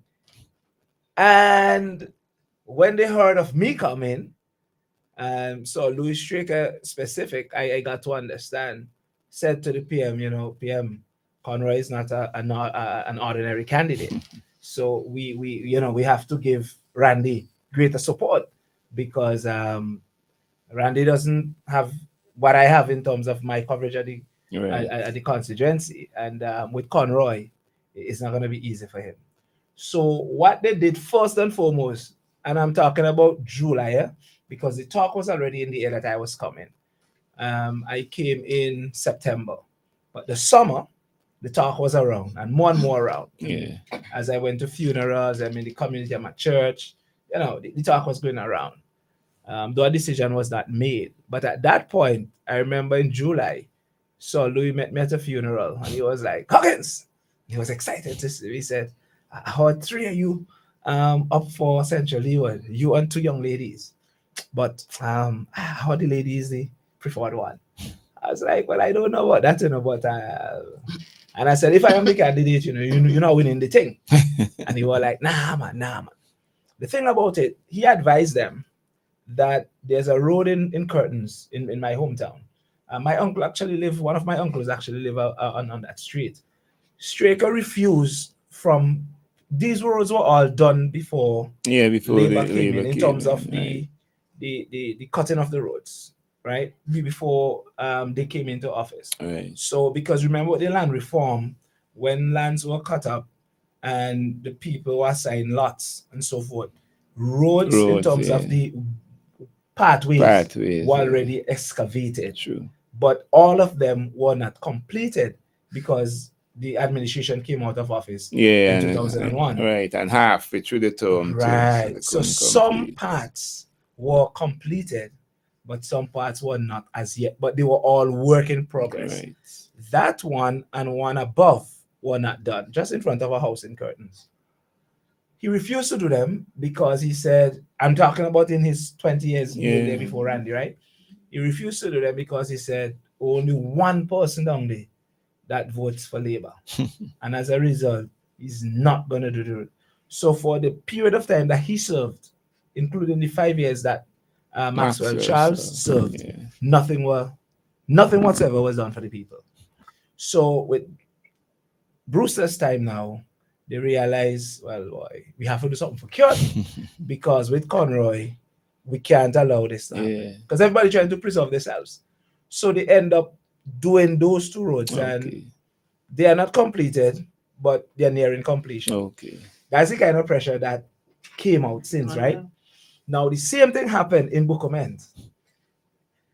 They had the Bukoment Ring Road, which is a road from the clinic that goes past the secondary school, the Adventist primary school. You know where that is? Come back on the beachfront and come back up the other side. By Barker, back to the exit on the main road. They call it the Ring Road. Ring Road, yeah. That project should have been 11 months initially. When I came in, it was like exactly a year since the project was going on.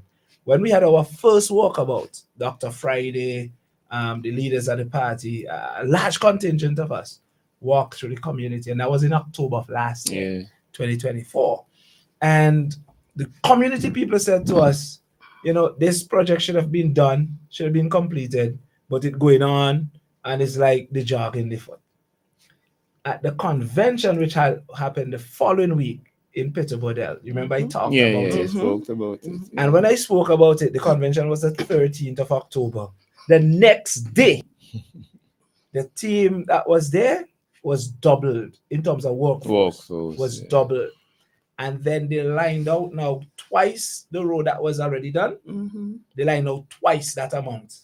And by the end of January, the end of December, going into January of that year, they had now concreted twice the amount that they did, right? So the people in Bukoment, they called me, they go like, Huggins, boy, since you talk, that is the Monday, they say, Huggins, since you talk about our road at the convention in Puerto Bodell, things turn up. The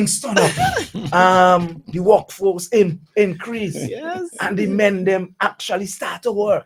They feverishly working now.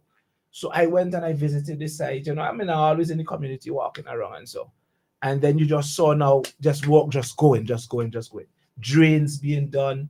Even the area by the Adventist school, those drains now have been properly done. Going across on the bayfront itself, road is already done. The last piece is now to be completed now is by the clinic itself, which is now the entrance exit of the ring road itself. When I was walking about in the community and as I engaged the people in the community in Bukoment on the bayfront, the business people there said to me, Huggins, this thing I ain't gonna do before election, you know. I said to them, trust me, it is going to be done. I said to them, they cannot go into the election with this road unfinished because I'm gonna be hitting it night and day. So as I continue to pound on it, when I came on air, I continued to hit it. The man continued to work harder. They continued to push. And they really pushed there. They really pushed.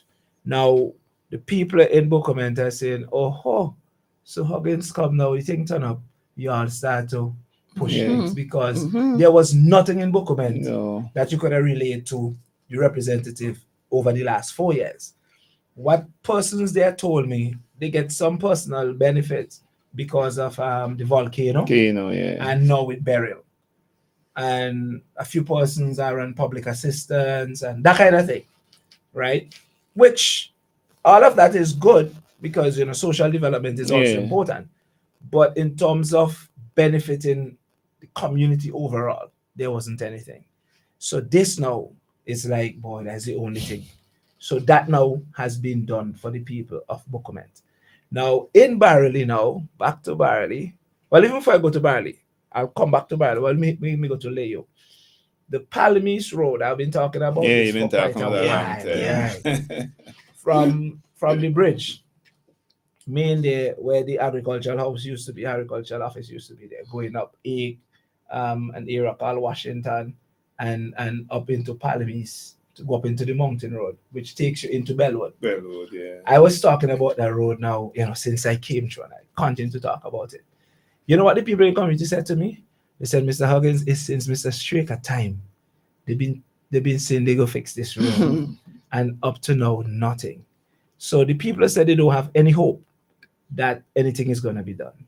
So I said to them, well, from my position, the most I could do is advocate. Advocate. That's my role as a caretaker and an opposition. I have to advocate so that I make it known, so that, I bring attention to the thing. Yeah. You want, I won't call names, but you want to imagine some of the people who live on that street very high up within the ULP system. And they say they have been taking them for fools for too long. And they actually said to me, Mr. Huggins, I can't tell you if I could vote for you, but I could tell you I'm voting for them again. Right. That's what they said to me, because they were fed up. Fed up, yeah. Now, I was actually there yesterday. As we speak right now, they are putting in some drains. Wow. But from the studies that were done and the assessment that was done, the way how the drains really should be done for proper channeling of the water, it should be a deeper drain. Okay. But that will gonna take more money time. And it will take more time. Yeah. And they don't have time for that. So what they have decided to do is make little slipper type drain, or just a little bevel in the side, which is not ideal. No. But the people in the community said to me, what they are doing, I mean, up to yesterday, a farmer said to me, say, what they are doing for drain, those are not drains for the water that is going to run on this. But because of the time, they're trying to push it. The other thing about it that this study revealed is that those roads should be concrete roads, not pitch roads. Pitch roads, yeah. And that because of the kind of water that runs and what that will do. But because of the time and the quarries, they decided, no, we can't do concrete because concrete will take too long. So they are putting in drainage now. And though they said October, the contract was officially signed, now we are in what? This is now August. Right? That's 11 months. Yeah. Right? And the project duration is 15 months. Wow. So 11 months out of the 15 months already gone for the project. Yeah. Right? Dipcon Engineering is the one that doing it and so forth. The signboards and everything are there. But as it stands right now, the drainage that they're doing, those drainage will not be done before the end of the year. As in complete, before they could actually prepare the road surface and actually do the work. But at least the people, they're getting it. Well, it is in motion. They're thankful. It is in motion, but they know what's not gonna happen before the end of the year. And they know you can finish it when that is the point. Yes. That is the point. Now, back to Barley now. I'm just highlighting, the action that is taking place essentially because prior to this, nothing of significance, was taking place. So essentially, now as we speak, roads going on in Curtains, roads going on up in 3 Acres, up into River Ocean, roads going on over in Pierre Hughes, area that we call Pearwood. That's where the original Barry Secondary School. Behind the school itself, there's a little new community that they put in there under the forest reserve that is there. They put in a new road there now, and then there's an area we call High Road, which is on the community side of the old secondary school. Those roads were done back in the time when I was going to primary school. Oh wow! Right, and in secondary school we had good roads. Over the last, actually did a video on those, and those gonna be going up on my page just now. Over the last 25 years, absolutely nothing was done to those roads. Even the back wall that was put in by the previous administration, the NDP administration, to contain some areas of the road, those were eroded and were left them. They're actually doing them now as we speak. That is in High Road. But not to cut you off, Conroy, it just shows you that in those days, the roads were done properly. Because if they Look at the could, time. yes, look, 25 years and, no maintenance. Right. And those roads were done like 10, 15 years prior. So compared to what is being done now, in 3 months, they dig up again. You have to do maintenance, just like the port, as the point I was making earlier. Just like the port, before the port finish, you have to be doing maintenance. Same like the airport.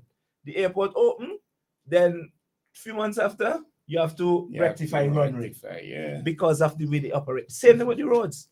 So in High Road right now, across by Commissioner Quao area there. Well, I had talked about it on radio here because I had done some work about there, and I was really saddened by the lack of maintenance and any form of repairs in the High Road area.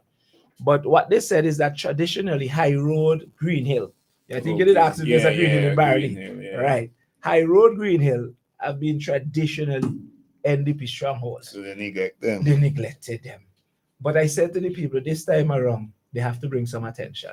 So as we speak right now, the roads in High Road, right, the worst areas, they can't do everything, I guess they can't do everything. So but the worst areas that have been highlighted, right, so by Miss Map Property, but the maps, they died already, and Commissioner Osborne Quao area, those roads now are actually being resurfaced as we speak. Wow. So that when they come to the campaign now, they will be able to say, oh, Randy did this in his term. But everything that he could talk about in Central Leeward that, he has done would have been during the time when you came in. And the things that I have addressed that they are responding to.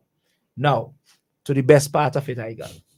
The best part of it now is that I've been talking as a road march with the Bottom Glass Road. You remember that? Yeah, man. From Silima shop, the chicken shop. Yeah, you always call. Down into Bottom Glass, going across by the gas station, across by the Blackfish facility. And I keep talking about that.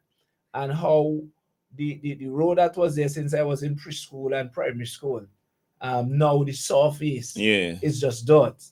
But here what happened. After we had that village meeting there on the 8th of August. Same day when the man said he had bought there and had bought the batch the following day. That meeting in Bottom Glass, Dr. Friday was there with us, Major Leacock, Brother Daniel Cummins, Brother Keisha and so on. That turned up the place because when I spoke, I talked about the Bottom Glass Road from Silima Shop and then it was actually on that area we were having the meeting. Okay. And I said to them, look at this road here. What used to be pitch is now dirt because everything eroded. I got 10 days after, 10, 11 days after. We're talking about a meeting I had just recently, the 8th of August. Yeah. Today's the 24th of August. 11 days after the meeting in Bottom Glass. And you know what things them stream, the reels, everything gone live. So the thing turn and heat up social media. 11 days after, Monday gone this week, you know what happened? Bring down things. Come on, man. Braxa came in. Yes. They start to rip up the surface of the road.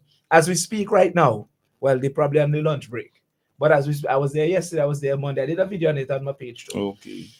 As we speak right now, they're working.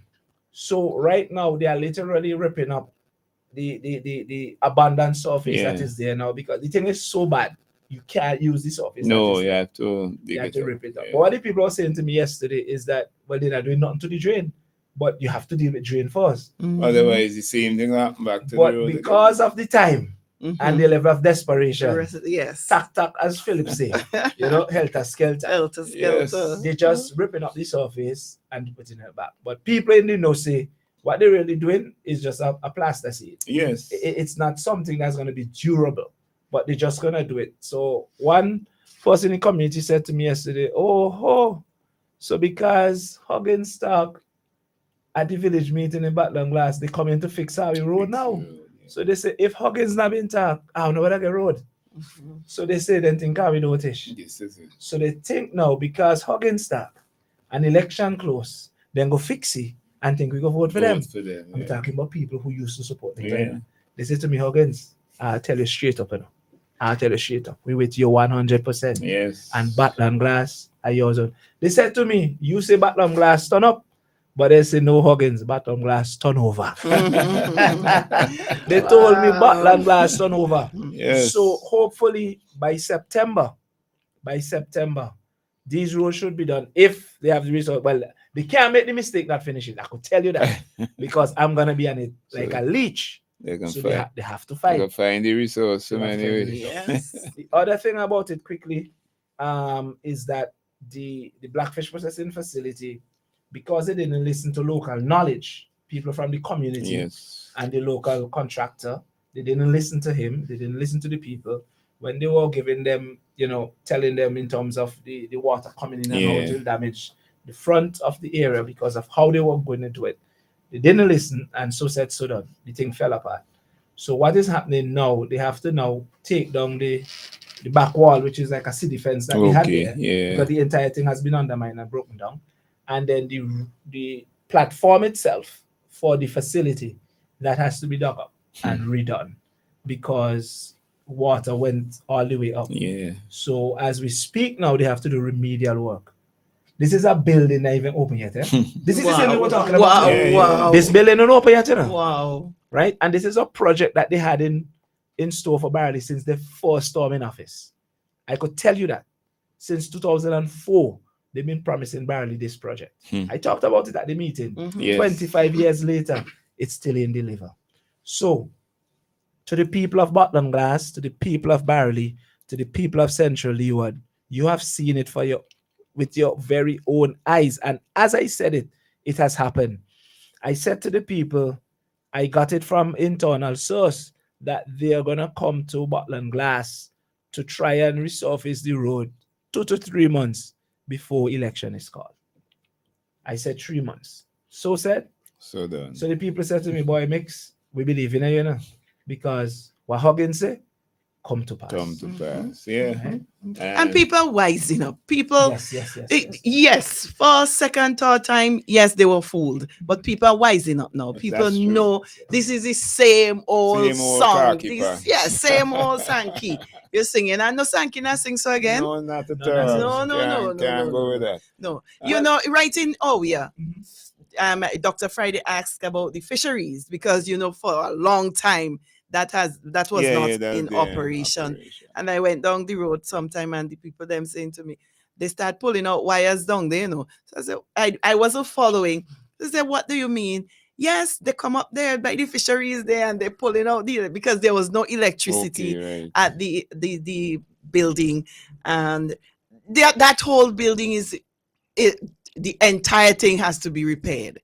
So when the Minister of Agriculture say, oh, we will do it, and in December we'll get it done, it needs more than that. You know, this government, everything is a rush for them. Yeah, rush. Yes. And that is why they can't do anything properly. Exactly. When you're to maintain, they don't. But when it comes to election, they push everything now, like some water just coming in, washing and going. And you see now, as they said, the electrical part, but the building itself, the glass needs repairing, the everything, the gas station, the pulley where the boat would hook up to, right within the dam there. A lot of ash deposit is still there. From 2000. Yes, and the boat owners are complaining. They have been complaining. They're saying, just bring something to help us get the ash out so that the pond can become a bit deeper. Because with the seaweeds, they are really facing problems going in and coming out. Up to this time, it is on deaf ears.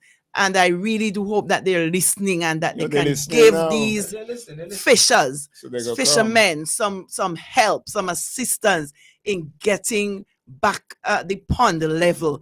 I mean, if the Japanese come to St. Vincent right now to look at that facility, they will be so ashamed. Yeah, that they spent their money and they know that it is a poor community and the economic benefit that the people were looking forward to, and then it is now zero. they will be ashamed. They will consider any help, any form of assistance when it comes to giving St. Vincent and the Grenadines. And I know that the NDP will get that working. Definitely. And you see, it's just like, look at Little Tokyo. It's the same Japanese. Yes. There. All the fishing complex. Look at how they leave the place to run down. That's the thing. I mean, everything. I mean, in Barley, there's a fisheries complex in Barley too, which Yes, had a massive walk-in freezer to chill the fish and so forth. Everything, they just left it to run on. The pulley area to pull up the blackfish. That area, everything broke down. Yes. I have videos on them. I shared them before, but I'm gonna share them again. It's a shame. Them being shared. It's a shame. Okay. I have somebody here on the line. So before I bring you back in, Sister John, let me take this person. Welcome to New Times. Hello, good afternoon. Hey, VP. Good afternoon, VP. Good afternoon, my friend. Wait. Hi, VP. Hi, Senator. You have you have a little bit of echo. I don't know where you're at, but there's a little echo in the phone. I had my radio on there. I don't know if this is going to be better or if it's the room that I'm in. I'm at the office, actually. Oh, okay. And because I am at the office, I was meaning to call for quite a long time. But I saw the message that you say, but somebody I nearly sent for some water out there, but I didn't bother send for it again. Somebody was on fire. Oh yeah. Come on. It's really a pleasure to sit back and listen to my colleagues in the studio, Senator John and my friend Nick. St. Vincent and the Grenadines really must be in very good hands. True. I mean, I was disappointed in the sense that I was not able to join earlier because I've been sitting here since about 11 and waiting. Okay. But because I'm at the office, it means that once the door is open, people can come. Obvious. Yes, and if that's not the only part, but the phone will keep ringing as well. So I'm gonna have to try to find a phone that is dedicated to radio. So whenever you really want to make the call on the radio, then somebody's gonna call, and then it's very important, that you sound much better than now. Yes. You sound real good than now. Okay. Excellent. I'm glad to hear that because I'm all mic'd up and all of that. Very good. Yes. But I have listened and I'm really proud, very, very proud of you guys in the studio. And I was only saying to myself, when the New Democratic Party wins the next general election, we are going to be a busy country. True. Our constituencies are going to be very, very active. And active because there is so much to be done, and we know precisely what needs to be done and how it's going to be done, and we're actually going to prioritize. So it is not a case where we're going to be wondering, how do we start, what do we do, and all of these things. We're going to be hitting the ground running, as a constituency, because as Dr. Friday always said, these are people who are very capable people, and North Windward, Central Leeward, you heard all the activities, the projects, those things that were neglected by the government, and how those two individuals as representatives of the New Democratic Party in government, will be what we'll actually be doing to make sure that they rectify these. And the constituency of South Leeward is no different. I mean, I sit back and I listen, especially you, Conroy, in Central Leeward, because you're calling them out. Yes. Chevron has been to the parliament, talk a lot about the fisheries complex there. And if they're going to report wire, I don't know what wire is in there now, they're going to take out the entire harness, to try to see if they can put some electricity after all these years, But I heard you also in Central Leeward, where because of your advocacy, they are now actually playing catch up. And we've always been saying that the Unity Labour Party is a reactive government. True. They don't see something that needs to be done and do it. They're not proactive.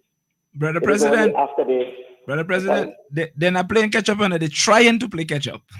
Well, that's the thing. They're trying. So, you know what? I have always been saying, that they give the people of St. Vincent and the Grenadines the bare minimum, expecting them to be happy with it. Because I am saying, if they're waiting until now to try to do some of the projects that they should have done a long time ago, it means one of two things, or maybe both. It means that one, they really didn't care about the people, and they're waiting until just before the general election to give them the bare minimum to keep them happy, so that people will vote for them again. Or it is a situation where they could have done better. And despite the people, deprive the people of these basic necessities. True. And say, listen, year 1, year 2, year 3, year 4, I am not going to be concentrating on you because you're not important enough to me. And therefore, I am not going to be expending any resource on you because you are not valuable to me at year 1, year 2, year 3, year 4. But in the 5th year, that is when they realize that suddenly people become important to them. And therefore, they're not going to satisfy the needs of all these people, but they're going to just give them a little bit. Yeah. Let me create the impression that something is going to be done. Mm-hmm. But I have a feeling that most of the projects that they're starting now will not be finished.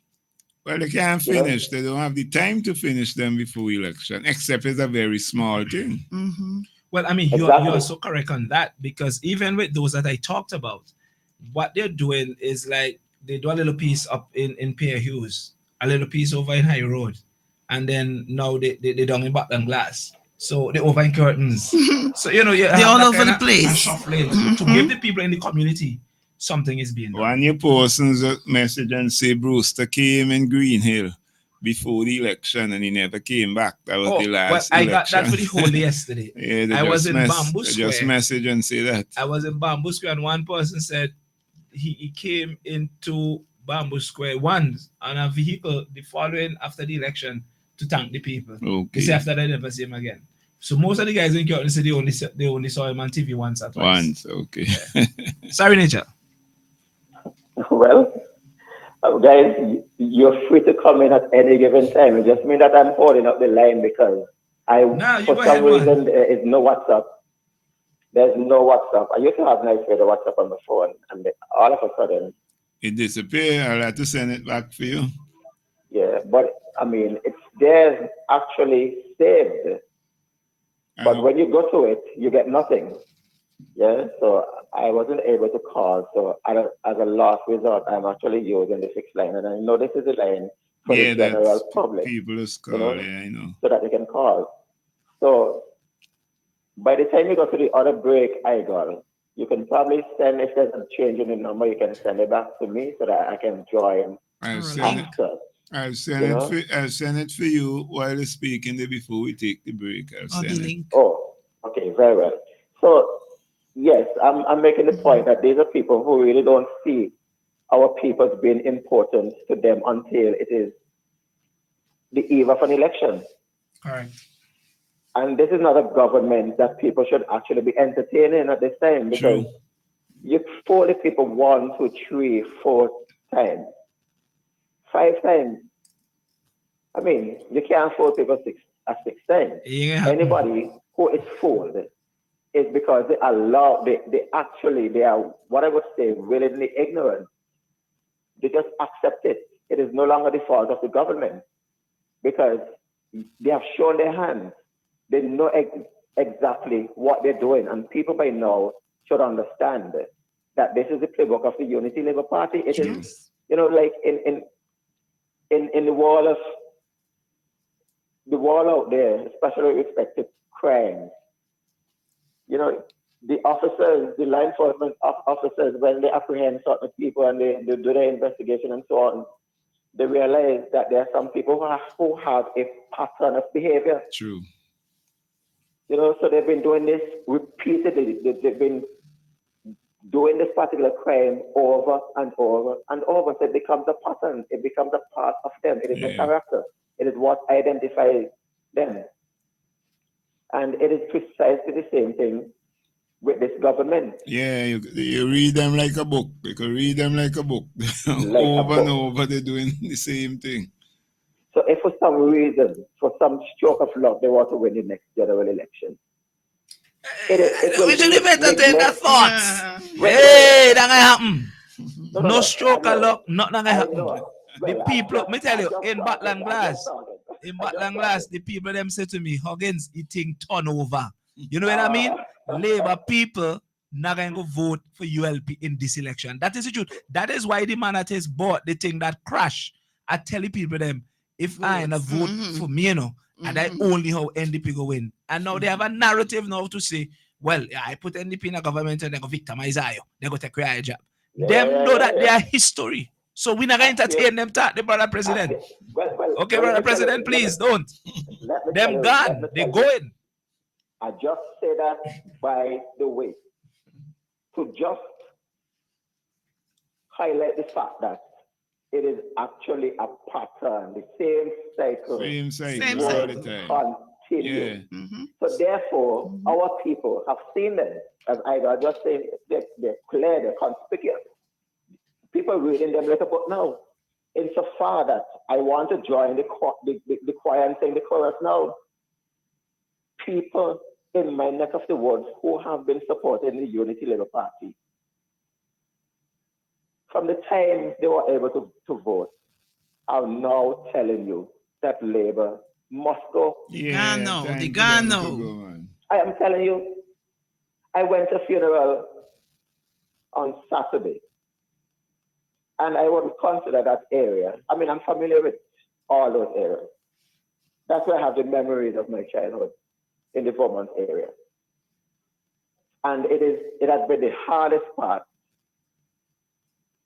for me as a candidate for the New Democratic Party, because they have this thing that for some reason they believe that they should, are the all Labour Party something, they all Labour something. Okay. So they repeatedly vote for Labour. But when you listen to people who are die hard and telling you now that Labour must go, not to go, man. You know, so it is heartwarming to me, and I want to, by the same token, say to our supporters, you know, because I do walk about with my other colleagues, and sometimes you meet people, you know, you run into Kingston or wherever, and you meet people from different constituencies, and supporters of the New Democratic Party would find some very petty things. You know, not that they're going to vote Labour, you know, but they are lukewarm about one thing or the other, or one person or the other. So I want to say to those persons who are in that position that they must wake up and look forward to a brighter day, because the New Democratic Party will ensure that there's a new dawn. True. There's new hope. There's restored hope for them. And I'm saying all of this because Unity Labour Party supporters are now coming over with great enthusiasm. Yes. They believe that the New Democratic Party is that party that will restore lost hope.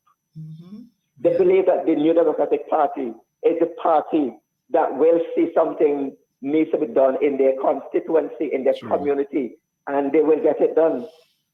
They are confident, they are placing the confidence now in the New Democratic Party. And I'll be honest with you, in as much as I've anticipated it to some extent, but when you see that, you know, you're overwhelmed by the number of people who would say to you, I supported Labour before, I'm not supporting them anymore. I mean, it's like your jaw drops. And you and VP, it ain't happening in one place, you know. It's every place you go, you're finding the same thing, yeah. Every constituency, It is the same chorus. People have seen this government for what it is. Yeah. It is filled with a set of self-perpetuating, self-serving elites. They are not there to humble themselves and walk in the best interest of people. They are there. They're self-serving. That's what they do. The welfare of our people is certainly not their concern. And therefore, it shows by the fact that they will neglect the people for 4.5 years, and just before the election think that they can come out and do a little thing here or there.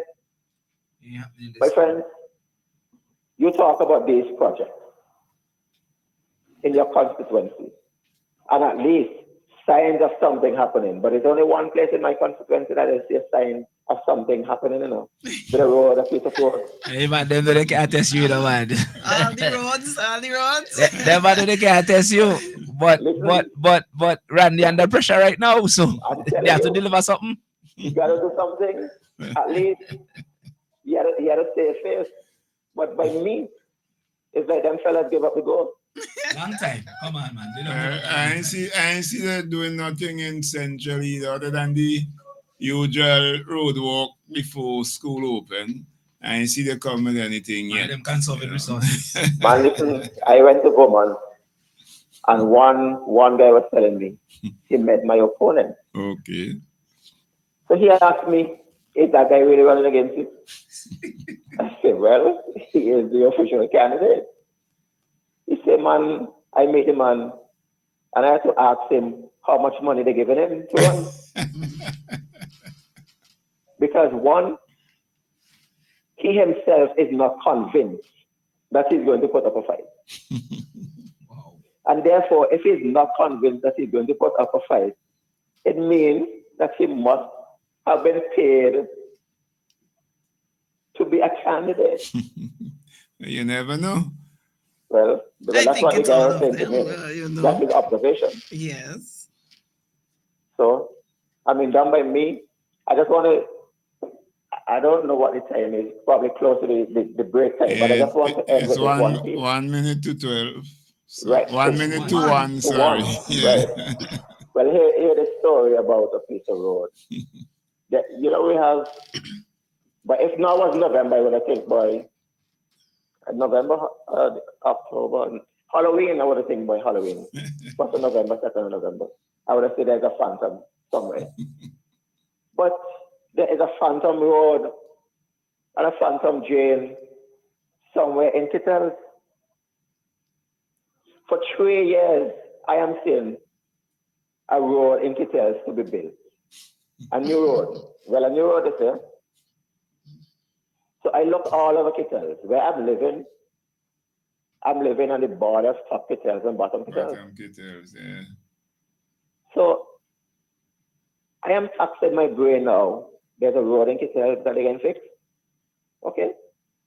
Which is this road. And it's a new road. So the only new road that I could have come up with is a Bundy Hill bypass road. Okay. Right. That we really refer to as Bundy Hill. That's a road that links top Kittels with bottom Kittels. Bottom Kittels, yeah. I know what you're speaking about.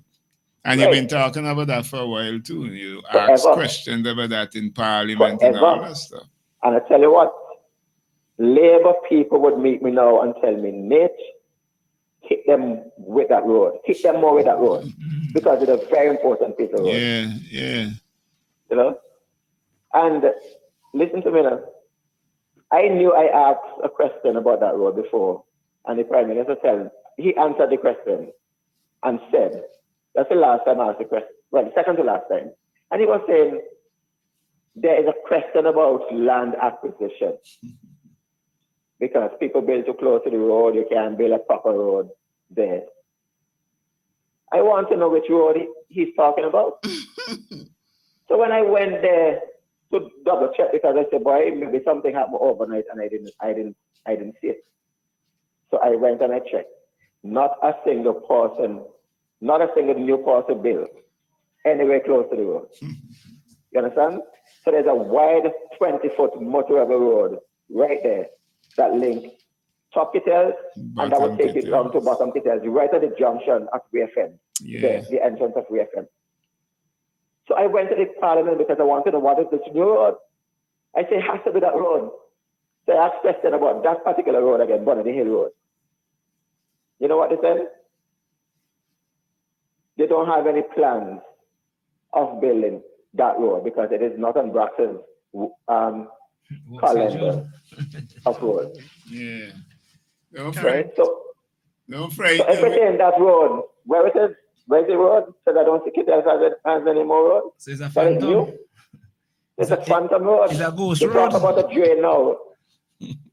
and the thing about these people, you know, they are allocating money for these projects. You know? Yes. And I start all over to find this drain. I mean, there are drains that are bad, yes. But for 3 years, they have not done a single piece of work on any drain.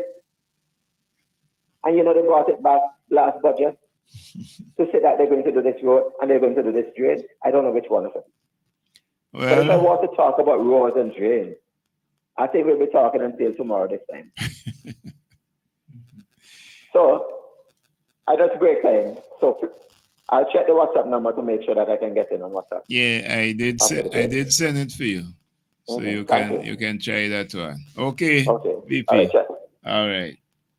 Yes, that was our one of our vice presidents there, Brother Nigel Nature Stevenson, Honorable. But it's time for the break. Sister John, I still have to come to you for what you have in your constituency, but we'll do that when we come back from the break. I see a couple persons were calling as well on WhatsApp, but they will have to call back after the break. We can take Brother Stevenson and another call on WhatsApp at the same time. That's not a problem. Technology is all around now, so you can do those things. So you wouldn't humbug. The only line will be humbug is if you have one person, it is the local line, but the other lines are okay. So we'll take the break now, and then we will come right back.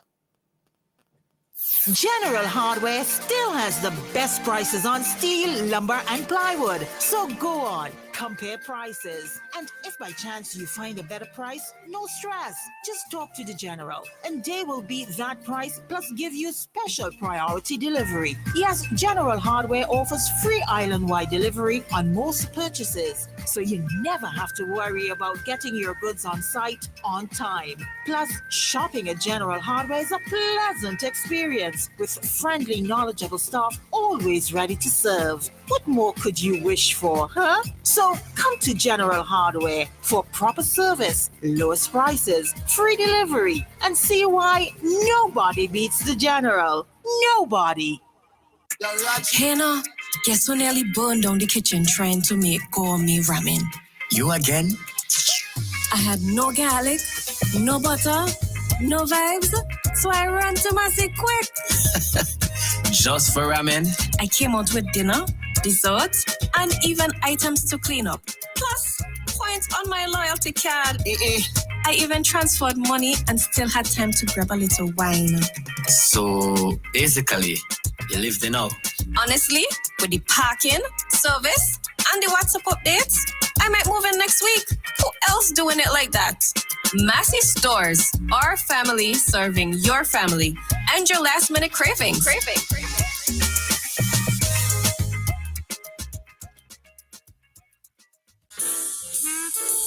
Lewis Pharmacy. We specialize in friendly service with a personal, professional touch. Hence, we take pride in offering patient counseling on all prescription and over-the-counter products. We welcome inquiries on prescription drugs, vitamins, herbal preparation, fitness nutritional products, cough, cold, allergy, and all other health care products. For the convenience of our patients and surrounding community, we are situated uptown opposite the bus stop at Juicy Building. Our opening hours are Monday to Friday, 8:30 a.m. to 5:30 p.m. Saturdays, 8:30 a.m. to 1:30 p.m. Lewis Pharmacy. Shop at Lanes where you come first for bad. value and quality you can trust. For home hardware, fashion, and more. The best prices at every store. A warm Vincent welcome is waiting for you at Lane's Your Family Store for Value. Randy's Supermarket is perfect for all your grocery needs. We have a range of liquor, liqueur, and wines, fresh and quality bread, and our weekly specials will simply amaze you. Conveniently opened 7:30 a.m. to 9 p.m. Mondays to Thursdays, and Fridays and Saturdays 7:30 a.m. to 10 p.m. We have competitive prices and friendly staff. Randy's Supermarket, located at Lower Bay Street and Terrell Street. Call us at 456-2994. Randy's Supermarket, where shopping is fun. There are many cleaning companies, but there is only one company that cleans, and that is Vinci Clean. So you don't have to wait for a season. Cleanliness is enough of a reason. Just finish building your dream home and wish to move in? Then Vinci Clean is for you. Do you have oil mark where that car is parked? New tiles just laid and want to remove tile grout, cement, or paint? Vinci Clean is for you. Shampooing of chair sets, mattress, carpet, house cleaning. Vinci Clean is for you. So whatever cleaning you need and for the best prices and quality on the market, telephone 431-1360, 457-1649. Vinci Clean, Vinci Clean, Vinci Clean, the best in service. Please note that the draw for the raffle will now take place at the West Kingston Constituency Office on the 29th of August at 5 p.m. Tickets going fast. Get yours from your constituency leaders and from the West Kingston office. First prize, a brand new 65-inch flat screen smart TV. Second prize, an all expenses paid weekend for two in Mustique. And third prize, a grand food hamper. Get your tickets now. Introducing Kitty Care Plus, Picoactin Syrup, and Mimglobin Liquid from Maya Organics PVT Limited. Kitty Care Plus is an optimum nutrient for growing children. It promotes physical growth and enhances intellectual performance. Picoactin Syrup has a synergistic combination of cyproheptadine and B vitamins that help to improve appetite and body weight. And Mimglobin Liquid helps to optimize growth and builds immunity. Get yours today. Kitty Care Plus, Picoactin Syrup, and Mimglobin Liquid. Available at leading supermarkets and pharmacies. Agent Bowman's Pharmacy. Call 456-2235. Flo's prepaid customers can now unlock big bonus rewards like bonus data, prizes, and more every time you activate a 3-day prepaid plan or launcher. Activate a plan, then scratch to reveal your bonus data. Plus, get points for extra prizes. The more you activate, the more bonus data and prizes you can win. Get in on the big bonus rewards when you activate a prepaid plan. Dial *129# or visit topupflow.com to activate a plan today. CK Graves and Company is the number one supermarket, 100% intention. Intention Supermarket. We've got more of what you're looking for in multiple locations to serve you more and more. In business now for over 50 years, and you will always save by shopping right here. Oh yes, we're number one. CK Graves and Company, and we are Vincent John, a supermarket for you and me. Get value for your money. Shop at Richardson Motors. Shop at Richardson Motors Limited and enjoy 3 services in one. Hop into our convenience store for a wide array of snacks, drinks, and toiletries. Visit our mechanic shop for specialized treatment for your brakes, exhaust systems, and wheel alignment at our garage. But there's more. When you shop at Richardson Motors, get a free oil change service, clean, high-quality fuel, or shop from a wide range of automotive parts and accessories. We are conveniently located along the Arnesville Main Road. Drive on up.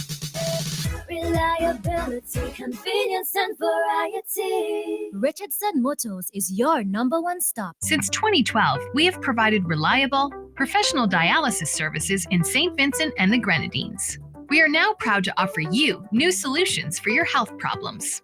Each new solution is being delivered to you with the same high degree of care and professionalism. We also use the best technology in the delivery of our services. So, does your doctor need a precise view of what's happening inside your body? Let us perform an ultrasound for you. Ladies, if it's your breasts, then choose our mammography service. For all issues related to men and women's health at any stage in your life, our team can perform the necessary investigations to put your mind at ease and recommend solutions for your problems. If it's to see within your chest or check for broken bones and fractures, then use our state-of-the-art U-arm X-ray service. For you aging men and women, we can now check your bone density, which will reduce any complications that may arise with overall bone health, osteoporosis, or arthritis. Health Solutions will provide answers and results in a timely, accurate manner in the most comfortable environment, while you are taken care of by well-trained and experienced staff. Please call us today at 451-2836 or 434-3170, or visit us online at healthsolutionssvg.com. You can also follow us on Facebook or Instagram. Health Solutions, where we are providing solutions in SVG with care.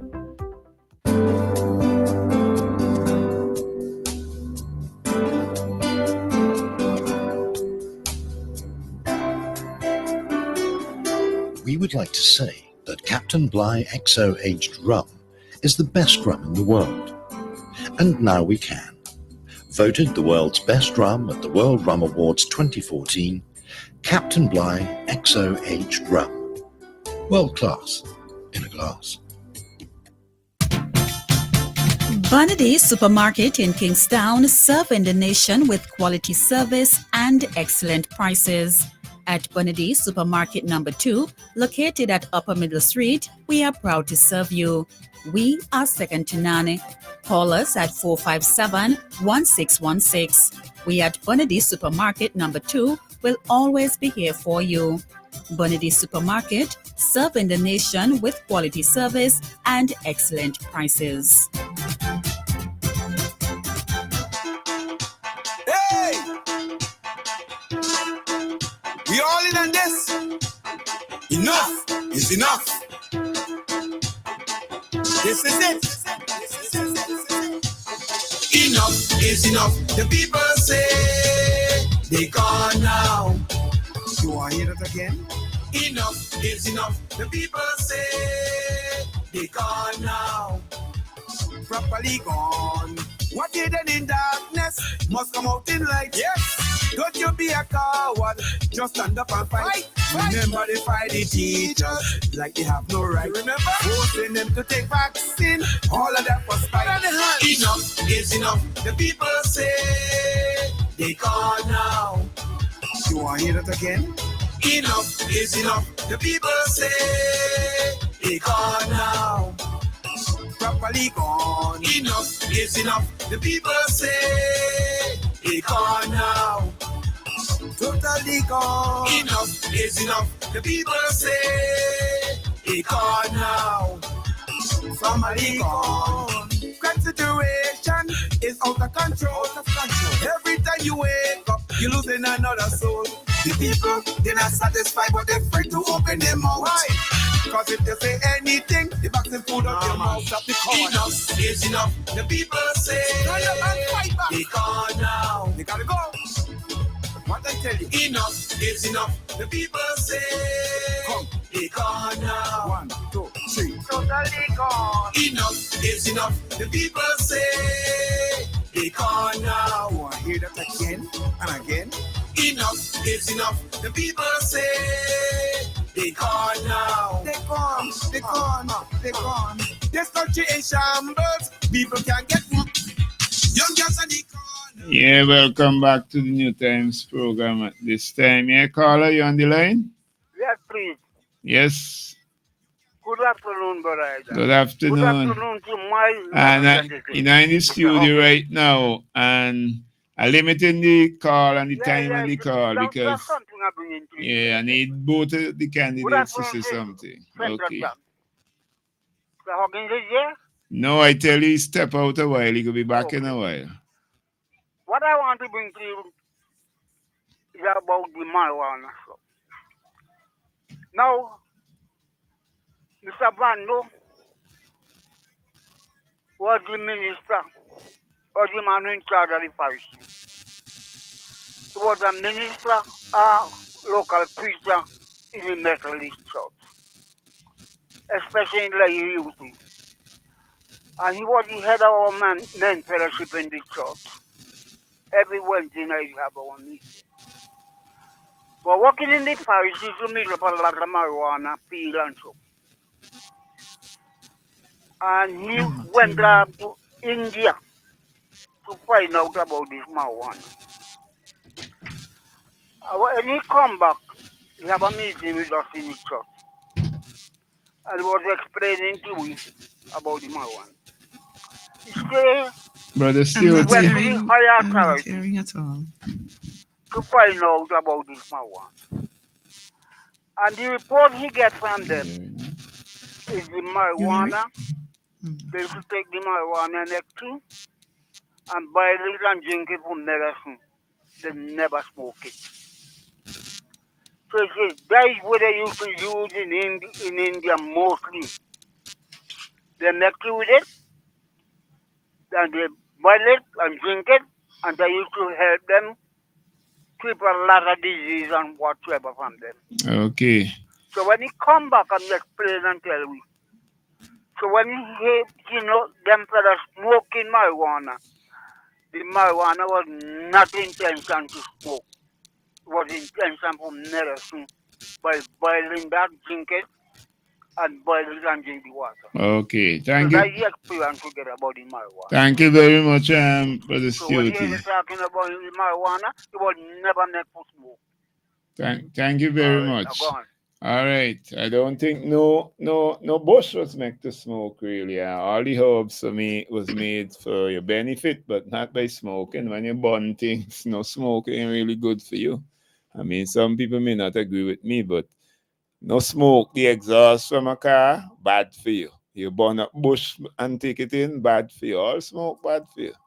Yes, boy, the cars are coming. I want you back in, Sister John, but let me see if I get this post and the magic jack.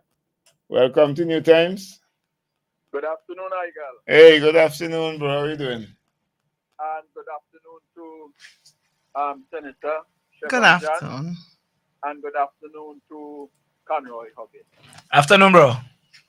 Doug Howard here. Yeah, man. You can't miss the voice, dude. That distinct voice is known, man. All right, so I gotta do the first thing first.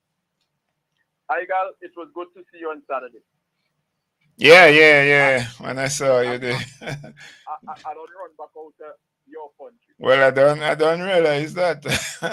you only coming in like Nicodemus. Miss John? Yes. You almost make me cry at Lucy's funeral, and that's why I came to St. Vincent. Okay. You almost make me cry, and I could not go up on that. They asked me to say something, and I could not say nothing because Ruthie meant so much to me. I know. And my family. I really couldn't say nothing. I wasn't, and I'm not a man who is lost for words very easily, as most people know. So I want to give those. Huggins, you're looking good. I got somebody up there who tell me you don't win this seat. Don't worry about it. I won't go that far. But the thing turned over. That's what they told me in Blackland Glass yesterday. They say Huggins, the thing turned over. and Nate,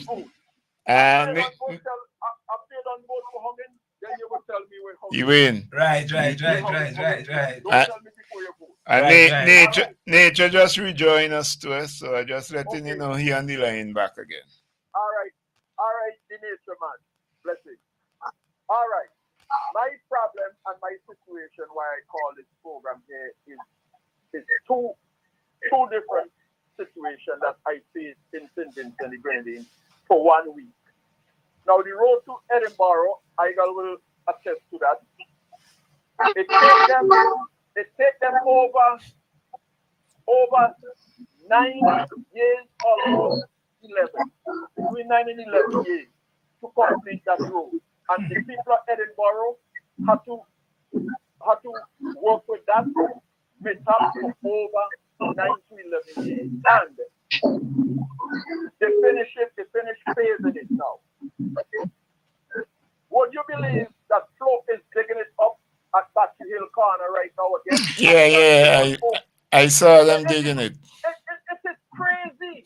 It is crazy. After doing that for over 10 years, they had a chance to go and put the pipe down in the ground. I told them that when I was there in April. I told them in March. When I see them working there, when I walking going down to some, I said to them, listen, why are they doing? Fix the pipe, put people strip the whole the pipe and bury it a little deeper so when you pave the road, you don't have to come back and walk with it. And I don't know how ignorant these people could be.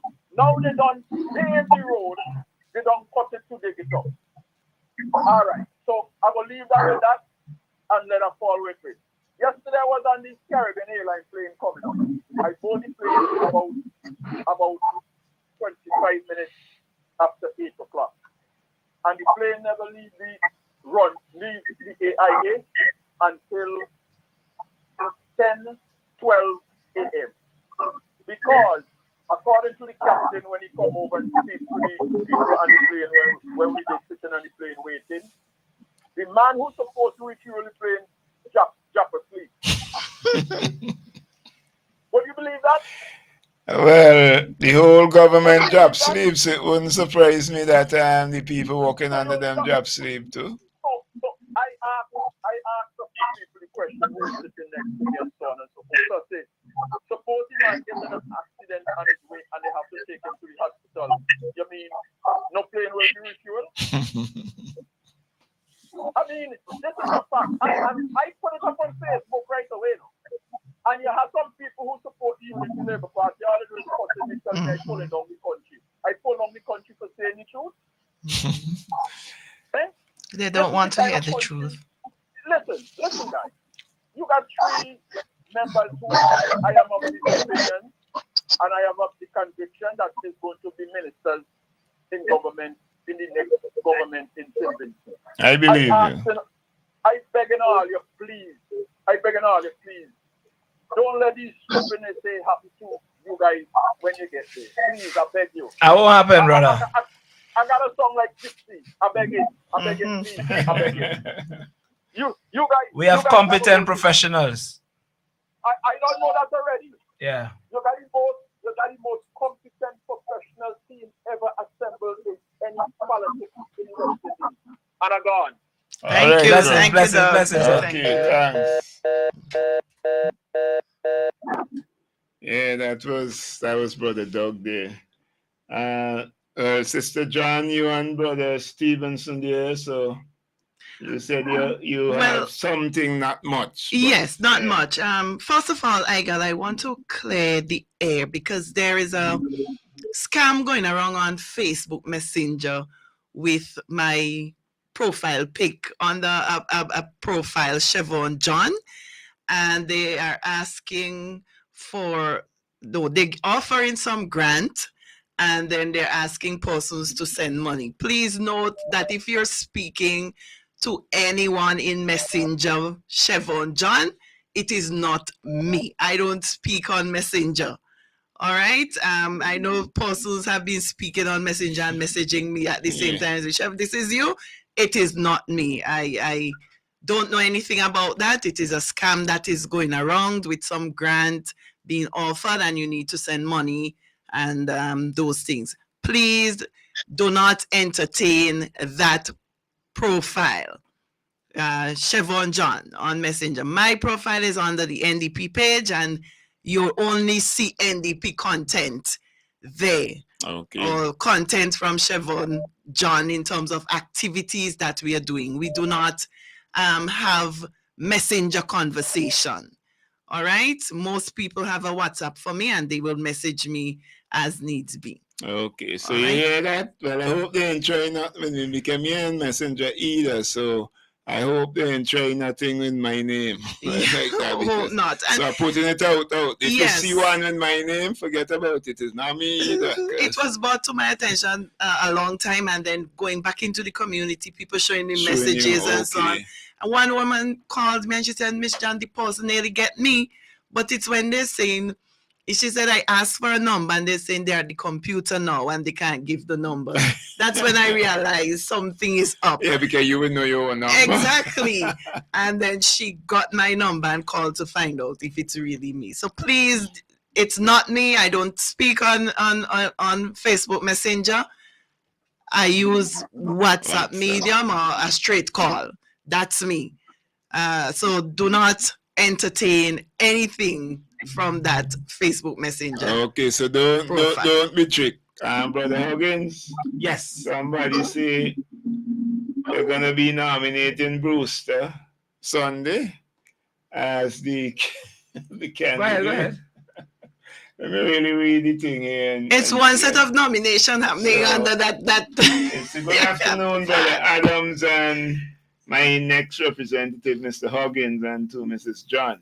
Sunday coming by God's grace, they're going to nominate Mr. Brewster by the Learning Resource Center. I want to know where they going. They already expire. Huggins all the way. Me and 3 roads, my boys. My kids. Me and 3 of my kids. So they're saying he don't expire. It's Huggins all the family way. thing, man. Me and 3 of my kids. Yeah, and we encourage families to come out and support a family party. You know, the New Democratic Party is a family party. We support each other. Exactly. And I'm encouraging all families out there. Do not allow the other side to cause the division. If you want to see a society that comes back together, you have to elect the New Democratic Party, because we are for unity, we are for peace, we are for togetherness, because together we win. Definitely. Yes. So, Brother Stevenson, you hearing us, right? Loud and clear. I'm hearing loud and clear. I'm just walking back. Go ahead. You hear me? Yeah, we're hearing. Okay, very well. Well, Chevron, you just reminded me of a situation, you know. I was in Kingston one time, and as I was driving through, somebody bellowed at me. I said, no, boy, this is a call of desperation.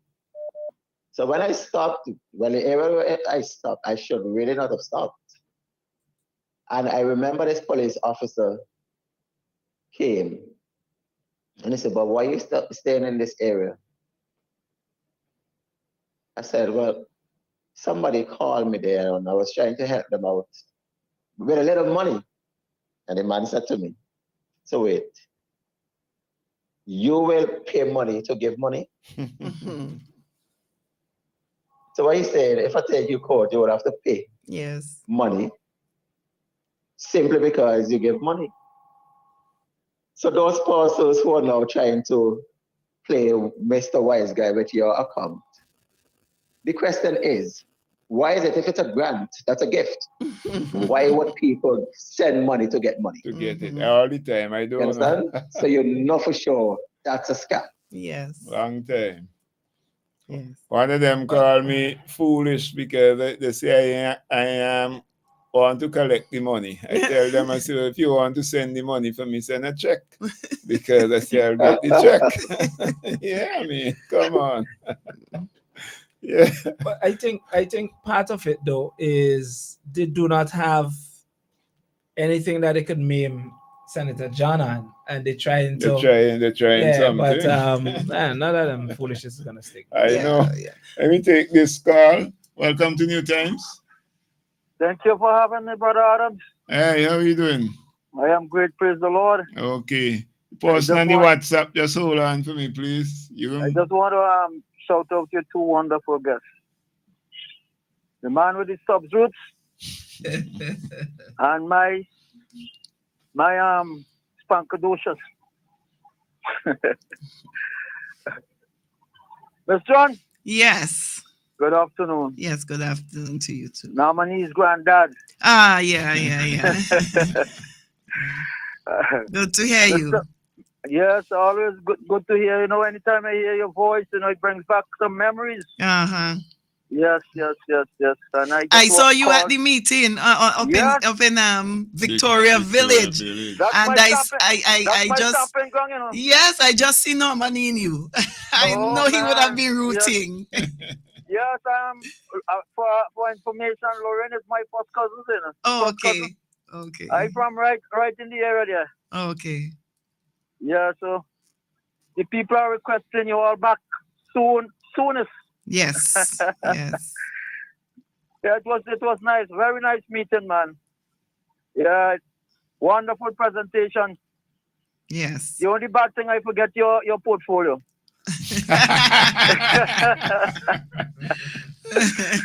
Oh man, that was so nice.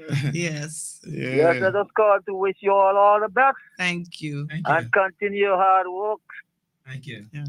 Brother Hogan? Yes, sir. What's up? I good. All right. All those people and stuff. Parents for you, man. Yeah, man, I know that. That's home Bronx, man. That's home territory. Let me heal up, Mr. John. Yeah. Doing some good work, so just hope everything will be fine and dandy. Yes. Yes. So all the best to you guys. Thank you. And we have to remember Chieftain meeting. Chieftain meeting is tomorrow, 7:30. Yes, all right. at Byra Flat. Yes. Just to see what could happen there. Yeah, all right. Yes. Okay. Thank you. All the best. All the best. Yes, so we're inviting everyone out to come on out to hear Chieftain Neptune and his plans for the North Central. Yeah. New Democratic Party, North Central seat coming home. Definitely. Yes. And we are faced with numerous issues there. We have, even in North Windward, we border North Central and North Windward. And we know we have the problem of unemployment still plaguing our young people. And our elderlies too, the medium-aged people. They are still seeking employment as well. We also have problems with our road networks. And, we see as in Conroy and area, work starting pushing here, there, and everywhere. You know how that it is a gimmick. Yes, we are glad for what is being pushed out. We can't say we don't appreciate it. We are glad for it because it has been 20 odd years. And now that they know that they are under pressure, they know that they are going. They want to push it there. So we are happy that you're leaving it. Yes. Our focus will be on people. So you develop the infrastructure, all good and fine for us. We will focus on people because we are people-centered. We are servant leaders. Sure. We are put there to serve the people of St. Vincent and the Grenadines. Amen. Welcome to New Times. Hi, God. Hey, how are you doing? How NDP want to get power by lying and confusion?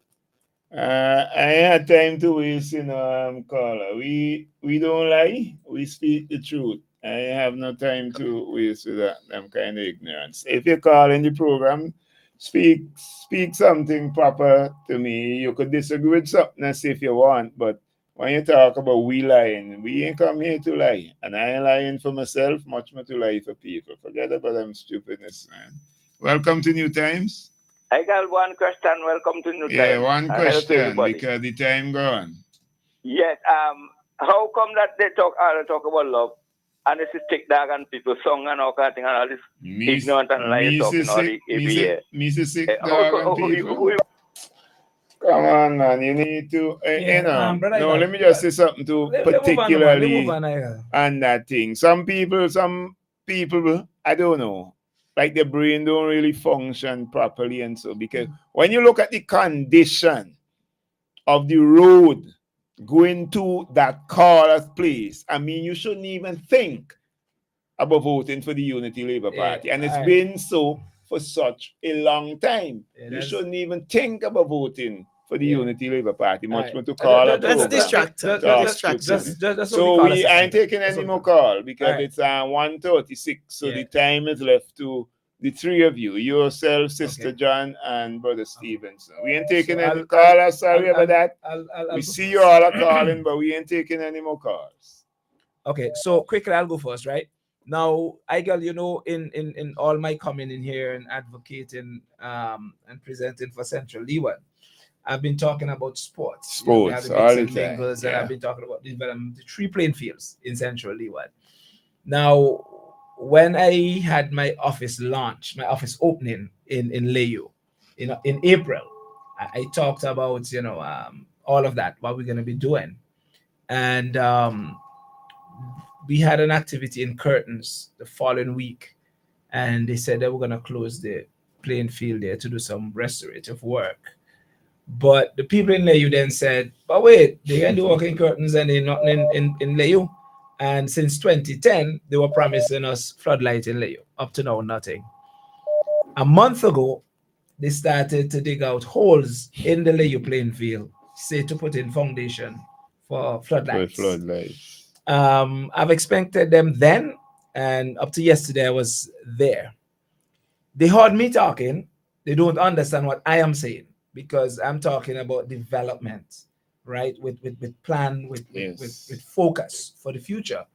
And I talked about the Layu playing field. I mean, Brother Hazel was on a while ago, and he was very instrumental in the location for the playing field. Part of that is going to be in a development to his honor. Okay. Because we will develop the Layu playing field even after these jokers done the foolishness that they're doing.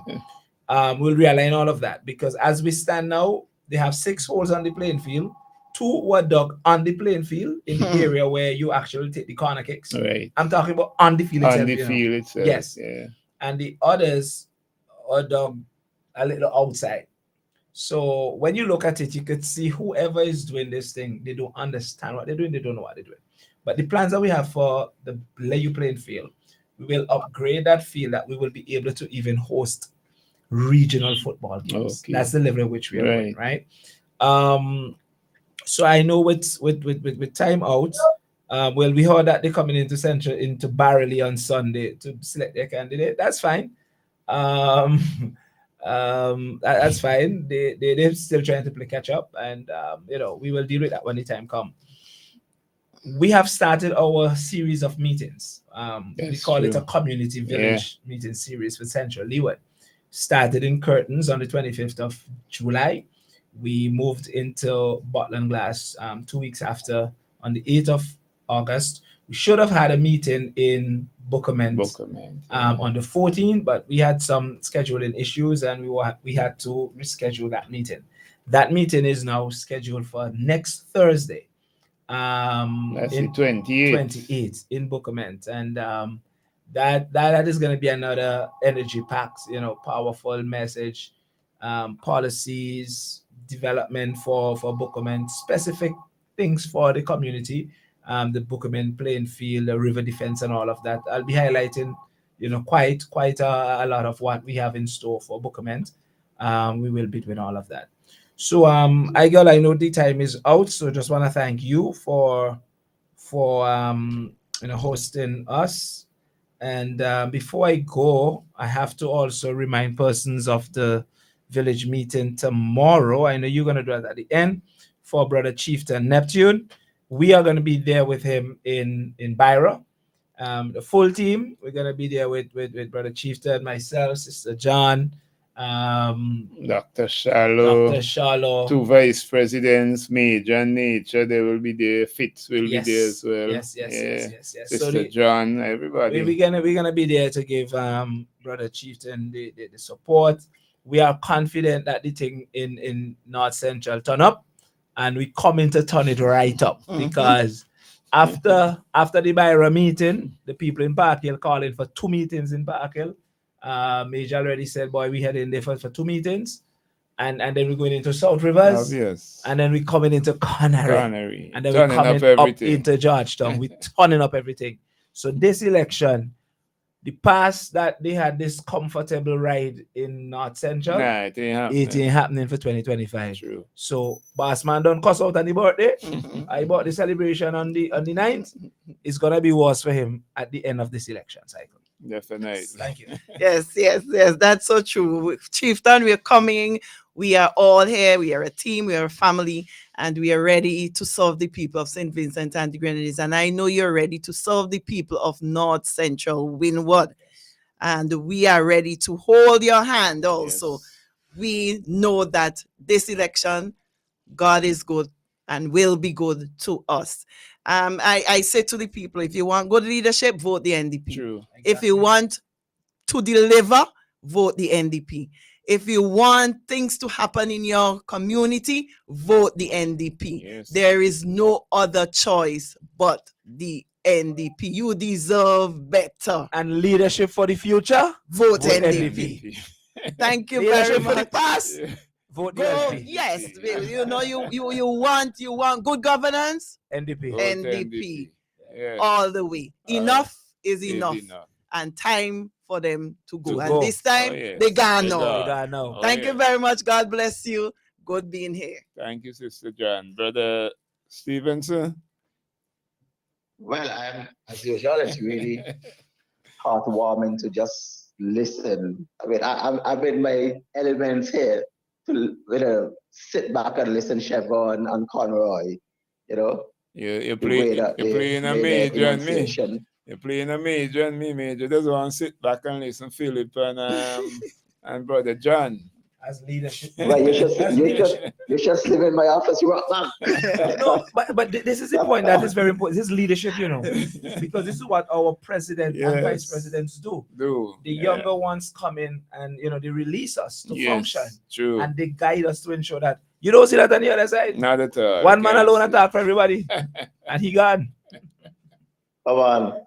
Well, we're not like that. And I'm sure by now our people understand that we are absolutely different. True. And what drives us, is the urge to make our people better, to make them better off.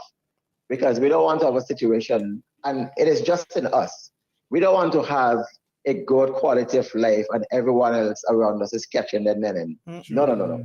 We are here to make sure that there's a more equitable distribution of the resources of this country, and the ordinary man and woman out there should benefit. They should enjoy a better quality of life. That is what we want to do by improving the infrastructure around them and creating employment for them so that they would be able to buy the things which are necessary to keep them alive.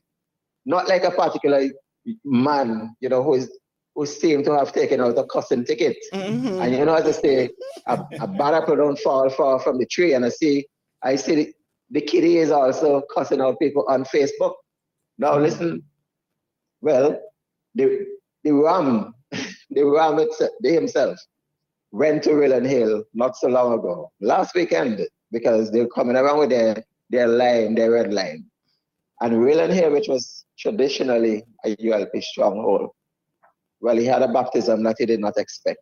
He did not stick up long, just like he couldn't stick up for his birthday bash. And he left there in a rage. Well, he came to Rillen Hill to see what is taking place there. And to hear our people meeting him, and saying to him, well, we are the little black boy that you were talking about, And boy, I can't repeat the things that I was told that was said. You understand? Right. And the cuss button tried to cuss them back. So he ain't gonna take the word from nobody. And I'm glad. I want to really shout out them guys in Rillen Hill for standing up to the bully. True. Because he's not a bigger bad wolf than anyone else. And the neutralizer is coming. You know what is the neutralizer? When they go up to that community center at Rillen Hill, when people cast their vote for the New Democratic Party, that is a neutralizer. So I'm encouraging all of St. Vincent and the Grenadines to get on board with the New Democratic Party, reach out to members of their respective executive or the candidates themselves, because we want more help. The more help, the merrier. The more volunteers we have to run the affairs of our constituency during this campaign, it is better for us. So I'm sending out an appeal out there.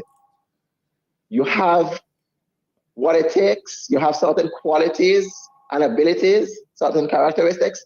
Come on board. We welcome you so that we can run the affairs of our constituencies this election to make sure that we wrestle governance from the Unity Labour Party. Definitely. Thank you very much, Brother Stevenson. Let me thank the three of you for being on the program today, the two who are present in the studio and yourself who called in. I just want to say it's always a pleasure for me to be here hosting the program, and I will always try my best. Let me thank the persons who call, make their contribution. Those who sent messages, let me thank you. But I don't want the people of North Central Windward to remember, tomorrow evening, 7:30, the police turn up in North Central, right in the Byra flat. You're going to come out there with Brother Chieftain and the NDP team who will be there. You will hear Sister Chevon John. You will hear Brother Chieftain himself. You will hear Brother Fitz Bramble, Brother Andrew John Conroy will be there as well. And the two vice presidents will be there. All of them will be there. So you got to come on out, be a part of it, be a part of the NDP, be a part of the movement for change. And when this election comes and you go to the polls, look for the key and put your X right next to the key. It is the symbol of the New Democratic Party. Have yourself a good evening. Stay out of trouble. Take care of yourself and stay close to Jesus. Until tomorrow, God's willing, when the program will continue with Sister Margaret London, we are out of here.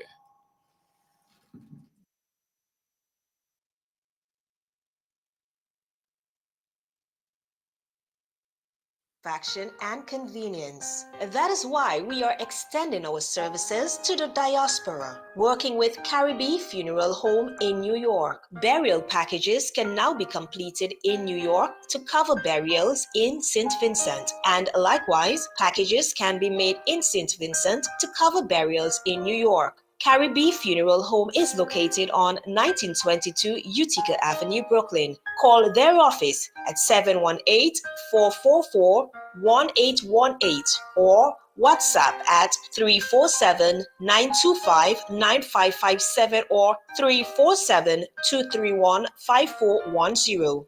For more information, call our local office at 458-8888. Memorial Funeral Home. Quality, convenience, and affordability. A tradition of trust, a promise of quality. Transform your home with District Stairs SVG's Homeowners Trust Program. Renovate your kitchen, bathroom, flooring, or living space, hassle-free. No interest, no hidden fees, just trust. Here's how it works. Free consultation. Start with a free consultation to discuss your renovation goals and receive a customized plan. Pay a deposit up front. Secure your renovation with an initial deposit. Flexible installment plans. Pay the remaining balance in manageable installments tailored to you. Your vision brought to life. Experience a seamless transformation of your home with trusted craftsmanship. Let's bring your dream home to life together. Call us at 1-784-456-7649. Email districtstairs.svg@gmail.com or visit us in the Russell Shopping Center at Stony Grounds. Bonady Supermarket in Kingstown, serving the nation with quality service and excellent prices. At Bonady Supermarket number 2, located at Upper Middle Street, we are proud to serve you. We are second to none. Call us at 457-1616. We at Bonady Supermarket number 2 will always be here for you. Bonady Supermarket, serving the nation with quality service and excellent prices.